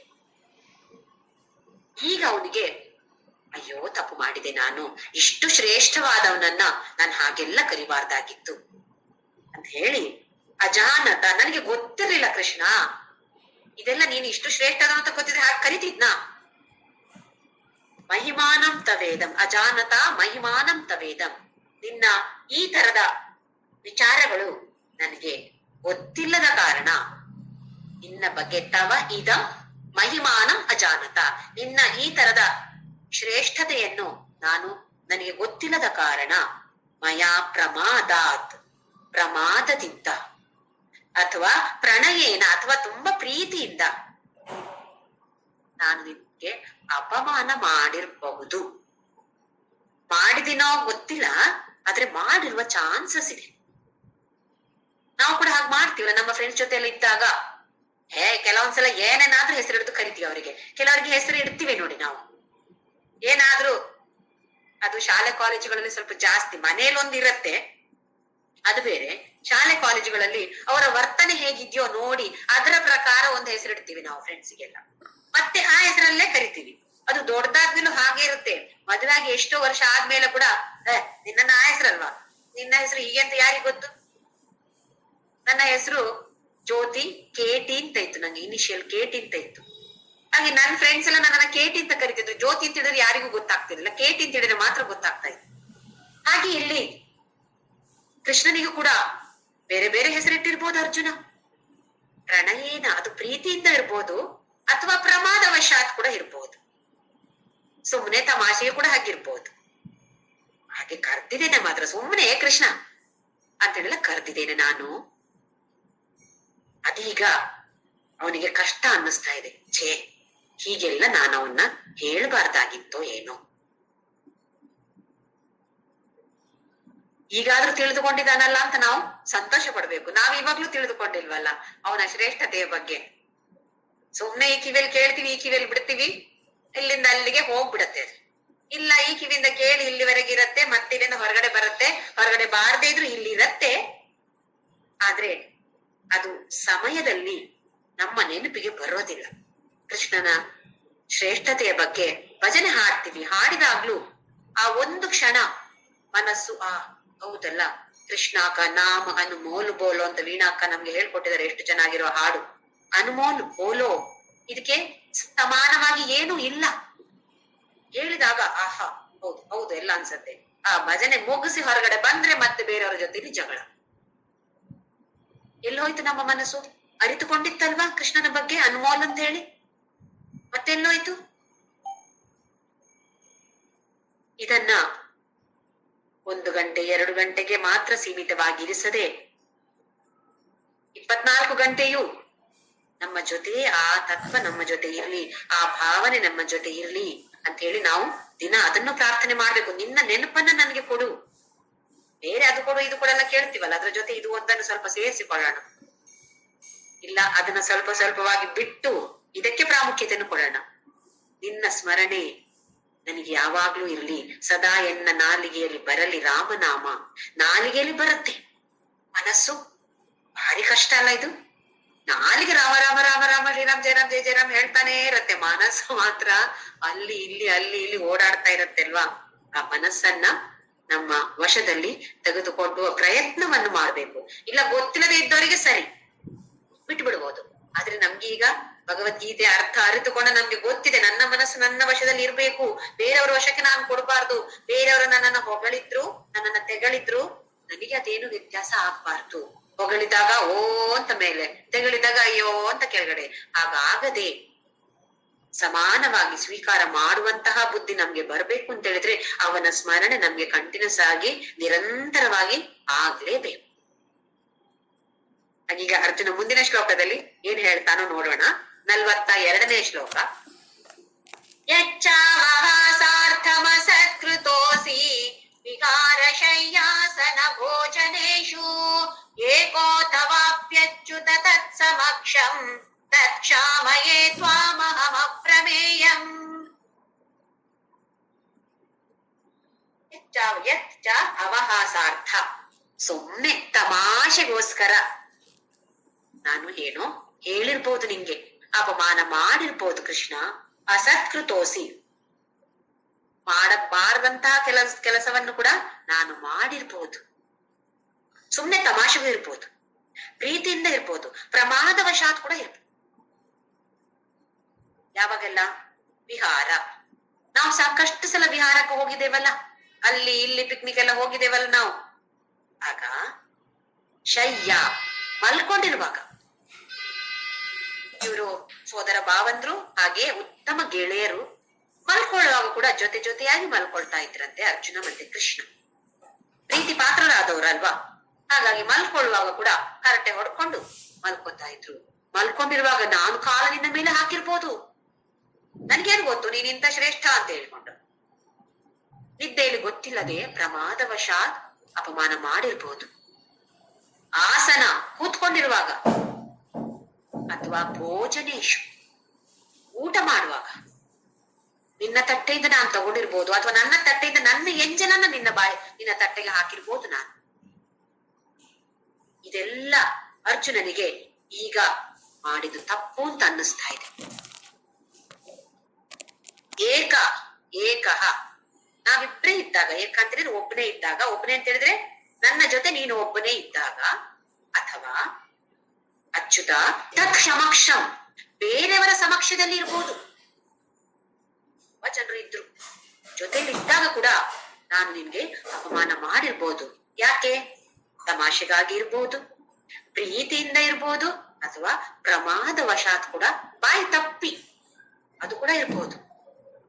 ಹೀಗೆ ಹಾಗೆ ಅಂತ ಇಲ್ಲ, ಯಾವುದೇ ಆಗಿರ್ಬೋದು, ಆದ್ರೆ ಮಾಡಿರ್ಬೋದು ನಾನು. ತತ್ ಕ್ಷಾಮಯೇ, ನನ್ನನ್ನ ಕ್ಷಮಿಸು. ಯಾಕೆ ಅಂತ ಹೇಳಿದ್ರೆ ವಾ ಅಹಂ, ನೀನು ನನ್ನನ್ನು ಕ್ಷಮಿಸು, ನೀನು ಅಪ್ರಮೇಯ, ನಿನ್ಗೆ ಸರಿ ಸಮಾನರು ಯಾರು ಇಲ್ಲ, ನಿನ್ನನ್ನ ಅಳತೆ ಮಾಡೋದೇ ಸಾಧ್ಯ ಇಲ್ಲ. ಹೀಗೆ ಹೇಳಿ ಅರ್ಜುನ ಪ್ರಣಮ್ಯ, ನಮಸ್ಕಾರವನ್ನ ಮಾಡ್ತಾ ಇದ್ದಾನೆ. ನಾವು ನಮಸ್ಕಾರ ಮಾಡ್ತೀವಿ, ಹೇಗೆ? ಅದು ಒಂದು ಎಕ್ಸಸೈಸ್ ತರ. ನಾವೀಗ ಯೋಗ ಎಲ್ಲ ಮಾಡೋದಿಲ್ವಾ, ಹಾಗೆ ಒಂದು ಎಕ್ಸಸೈಸ್ ತರ ಅಲ್ಲಿ ಹೋಗಿ ನಮಸ್ಕಾರ ಮಾಡೋದು. ಕೆಲವೊಂದ್ಸಲ ದೊಡ್ಡವ್ರಿಗೆ ಅಲ್ಲಿ ಇರ್ತಾರೆ, ಅವರಿಗೆಲ್ಲ ಏನೋ ಒಂದು ಪೂಜೆ ಇದ್ರೆ, ವಿಶೇಷ ದಿನ ಇದ್ರೆ ಹೋಗಿ ನಮಸ್ಕಾರ ಮಾಡ್ಬೇಕು ಅಂತ ನಮ್ಮ ಹಿರಿಯರು ಹೇಳ್ಕೊಟ್ಟಿದ್ದಾರೆ. ಹೋಗಿ ಒಂದು ಅಡ್ಡ ಬೀಳೋದಲ್ಲಿ ಮನಸ್ಸು ಏನು ನಮಸ್ಕಾರ ಅಂತ ಹೇಳಿದ್ರೆ ಶರಣಾಗತಿ. ಇಲ್ಲಿ ಅರ್ಜುನನ ನಮಸ್ಕಾರ ಈಗ ಒಂದು ಸುಮ್ಮನೆ ಎಕ್ಸಸೈಸ್ ಅಲ್ಲ, ಮನಸ್ಸಿನಲ್ಲಿ ಆ ಭಾವನೆಗಳನ್ನು ತುಂಬಿಕೊಂಡು ಶರಣು ಬಂದಿದ್ದೇನೆ ಕೃಷ್ಣ ನಿನ್ಗೆ ಅಂತ ಹೇಳ್ತಿದ್ದಾನೆ. ನಾವು ಅಷ್ಟೇ ಮಾಡ್ಬೇಕಾಗಿರೋದು. ನಮಸ್ಕಾರವನ್ನ ಮಾಡಿದಾಗ ಆ ಭಾವನೆ, ಮನಸ್ಸಿನಲ್ಲಿ ಆ ಭಾವನೆಯನ್ನು ತುಂಬಿಕೊಂಡು ಮಾಡ್ಬೇಕು. ಅದು ಒಂದು ಸುಮ್ನೆ ನಮಸ್ಕಾರ ಈಗ ಮಾಡಿರ್ಬೋದು, ಇಲ್ಲ ತುಂಬಾ ಹೊತ್ತು ಮಲ್ಕೊಂಡಿರ್ಬೋದು ನಮಸ್ಕಾರ ಮಾಡಿಕೊಂಡು, ಮನಸ್ಸು ಅಲ್ಲಿ ಇಲ್ಲಿ ಓಡದೆ ಕೃಷ್ಣನನ್ನೇ ನೆನಪಿಸಿಕೊಂಡು ಆ ತರದ ಭಾವನೆಗಳನ್ನ ತುಂಬಿಸಿಕೊಂಡು ನಮಸ್ಕಾರವನ್ನ ಮಾಡ್ಬೇಕು. ಶರಣಾಗತಿ, ನಾನು ಶರಣು ಬಂದಿದ್ದೇನೆ ನಿನ್ಗೆ, ನೀನೇ ನನ್ನನ್ನ ಕಾಪಾಡು. ಹೀಗೆ ಮಾಡಿದಾಗ ಏನಾಗತ್ತೆ ಅಂತ ಹೇಳಿದ್ರೆ, ಎಲ್ಲವನ್ನು ಈಶ್ವರ ಪ್ರಸಾದ ಅಂತ ಹೇಳಿ ಸ್ವೀಕಾರ ಮಾಡುವಂತಹ ಮನಸ್ಸನ್ನ ದೇವರು ಕೊಡ್ತಾನೆ ನಮ್ಗೆ. ಕಷ್ಟ ಬಂದಾಗ ಸಂತೋಷ ಪಡ್ಬೇಕಂತೆ ನಾವು. ಇದೇನೋ ವಿಚಿತ್ರವಾಗಿದೆ ಅಲ್ಲ. ಇದೊಬ್ರು ಸ್ವಾಮೀಜಿ ಹೇಳಿರೋದು ನನ್ಗೆ. ಕಷ್ಟ ಬಂದಾಗ ಸಂತೋಷ ಪಡು ನೀನು ಅಂತ ಹೇಳಿ. ಇದು ಹೇಗೆ ಅಂತ ಕೇಳಿದೆ. ಹೇಗೆ ಅಂತ ಹೇಳಿದ್ರೆ, ನಾವು ಹುಟ್ಟಿ ಬರುವಾಗ 2 ಚೀಲಗಳನ್ನ ಜೊತೆಯಲ್ಲಿ ತಗೊಂಡು ಬಂದಿದ್ದೇವೆ. ದೊಡ್ಡ ಸೂಟ್ ಕೇಸು, ಅದರಲ್ಲಿ ಒಂದು ಪಾಪದ ಚೀಲ, ಒಂದು ಪುಣ್ಯದ ಚೀಲ. ಪಾಪದ ಚೀಲ ತುಂಬಾ ಭಾರ ಇರ್ಬೋದು, ಪುಣ್ಯದ ಚೀಲ ಸ್ವಲ್ಪವೇ ಭಾರ ಇರ್ಬೋದು. ಯಾಕೆಂದ್ರೆ ನಾವು ಮಾಡಿರೋದಷ್ಟೇ ತಾನೆ ಪುಣ್ಯ ಕಾರ್ಯಗಳು. ಈ ಪಾಪದ ಚೀಲ ಈಗ ಭಾರ ಕಡಿಮೆ ಆಗಿದೆ. ಹೇಗೆ? ಕಷ್ಟವನ್ನ ಅನುಭವಿಸಿದೇವಲ್ವಾ? ಹಾಗೆ ಹಿಂದೆ ಕಷ್ಟ ಅಂದ್ರೆ ಏನು? ಪಾಪದ ಫಲ. ಪುಣ್ಯ ಅಂದ್ರೆ ಏನು? ಮಾಡಿದ ಒಳ್ಳೆಯ ಕರ್ಮಗಳ ಫಲ ಪುಣ್ಯ, ಕೆಟ್ಟ ಕೆಲಸಗಳ ಕರ್ಮ ಫಲ ಪಾಪ. ಈಗ ಪಾಪದ ಚೀಲ ಸ್ವಲ್ಪ ಕಡಿಮೆ ಭಾರ ಆಗ್ಲಿಲ್ವಾ? ಅದರಿಂದ ಒಂದು ಬಂದ ಆಯ್ತಲ್ಲ ನನ್ಗೆ, ನಾನ್ ಕಷ್ಟ ಅನುಭವಿಸಿ ಆಯ್ತಲ್ಲ. ಹಾಗೆಯೇ ಸಂತೋಷ ಬಂದಾಗ ದುಃಖ ಪಡ್ಬೇಕು ಅಂತ ಹೇಳಿದ್ರ ಸ್ವಾಮೀಜಿ ನನ್ಗೆ. ಯಾಕೆ ಅಂತ ಹೇಳಿದ್ರೆ, ಅಯ್ಯೋ ನನ್ನ ಪುಣ್ಯದ ಬ್ಯಾಗಿನಿಂದ ಒಂದು ಆಯ್ತಲ್ಲ, ಮುಗ್ದೋಯ್ತಲ್ಲ, ಇನ್ನು ಪುಣ್ಯ ಕಡಿಮೆ ಆಯ್ತಲ್ಲ ಅಲ್ಲಿ ಅಂತ ಹೇಳಿದ್ರೆ, ಕಷ್ಟ ಬಂದಾಗ ಧೈರ್ಯದಿಂದ ಎದುರಿಸ್ಬೇಕು. ನನ್ನ ಪಾಪದ ಚೀಲ ಕಡಿಮೆ ಭಾರ ಆಗ್ತಾ ಇದೆ, ಇಷ್ಟು ಸಂತೋಷ ಪಡ್ಬೇಕು ನಾನು ಅಲ್ವಾ? ಪಾಪದ ಚೀಲ ಕಡಿಮೆ ಭಾರ ಆಯ್ತು ಅಂದ್ರೆ ನಮ್ಗೆ ಸಂತೋಷ ತಾನೆ. ಹಾಗೆ ಕಷ್ಟ ಬಂದಾಗ, ಬರೇ ಕಷ್ಟ ಬಂದಾಗ ಸಂಕಟ ಬಂದಾಗ ವೆಂಕಟರಮಣ ಅಂತ ಹೇಳದೆ, ಕಷ್ಟ ಬಂದಾಗ್ಲೂ ಸುಖ ಬಂದಾಗ್ಲೂ ಎಲ್ಲವೂ ನಿನ್ನ ಪ್ರಸಾದ, ನನಗೆ ನಾನು ಮಾಡುವ ಎಲ್ಲ ಕೆಲಸವನ್ನು ನಿನಗೆ ಅರ್ಪಣೆ ಮಾಡ್ತಾ ಇದ್ದೇನೆ ಅಂತ ಹೇಳಿದ್ರೆ, ಕರ್ಮ ಯೋಗದ ಜೊತೆ ಭಕ್ತಿ ಯೋಗವೂ ಸೇರಿಕೊಳ್ಳತ್ತೆ ಅಂತ ಹೇಳತ್ತೆ. ಭಕ್ತಿ ಇಲ್ಲದೆ ಇದ್ರೆ ಕರ್ಮಯೋಗ ಎಲ್ಲಿದೆ? ಕರ್ಮಯೋಗ ಅಂತ ಹೇಳಿದ್ರೆ ಎಲ್ಲ ಕೆಲಸವನ್ನು ಸಮರ್ಪಣೆ ಮಾಡೋದು, ಬಂದದ್ದೆಲ್ಲ ಬರಲಿ, ಗೋವಿಂದನ ದಯ ಹೊಂದಿರಲಿ, ಎಲ್ಲ ನಿನ್ನ ದಯವೇ ಅದು ಅಂತ ಹೇಳುವ ಭಾವನೆ ಬರಬೇಕು ಅಂತ ಇದ್ರೆ ಭಕ್ತಿ ಯೋಗ ಅಲ್ಲಿ ಖಂಡಿತವಾಗಿಯೂ ಇದೆ. ಭಕ್ತಿ ಇಲ್ಲದೆ ಇದ್ರೆ ಅದು ಸಾಧ್ಯ ಇಲ್ಲ. ಹಾಗಾಗಿ ಕರ್ಮಯೋಗ ಒಂದು ಬೇರೆ ದಾರಿ, ಭಕ್ತಿ ಯೋಗ ಬೇರೆ ದಾರಿ, ಜ್ಞಾನ ಯೋಗ ಬೇರೆ ದಾರಿ ಅಲ್ಲ. ಎಲ್ಲವೂ ಜೊತೆ ಜೊತೆಯಾಗಿ ಹೋಗುವಂಥದ್ದು. ಕರ್ಮಯೋಗ, ಭಕ್ತಿ ಯೋಗ, ಜ್ಞಾನ ಯೋಗ ಎಲ್ಲವೂ ಜೊತೆ ಜೊತೆಯಾಗಿ ಅರ್ಥ ಮಾಡಿಕೊಂಡು ಮುಂದಕ್ಕೆ ಈ ಅಧ್ಯಾತ್ಮ ಪಥದಲ್ಲಿ ಎಲ್ಲರೂ ಜೊತೆಯಾಗಿ ಸಾಗೋಣ. ಓಂ ಶ್ರೀರಾಮ್ ಜಯ ರಾಮ್ ಜಯ ಜಯ ರಾಮ್. ಓಂ ಶ್ರೀ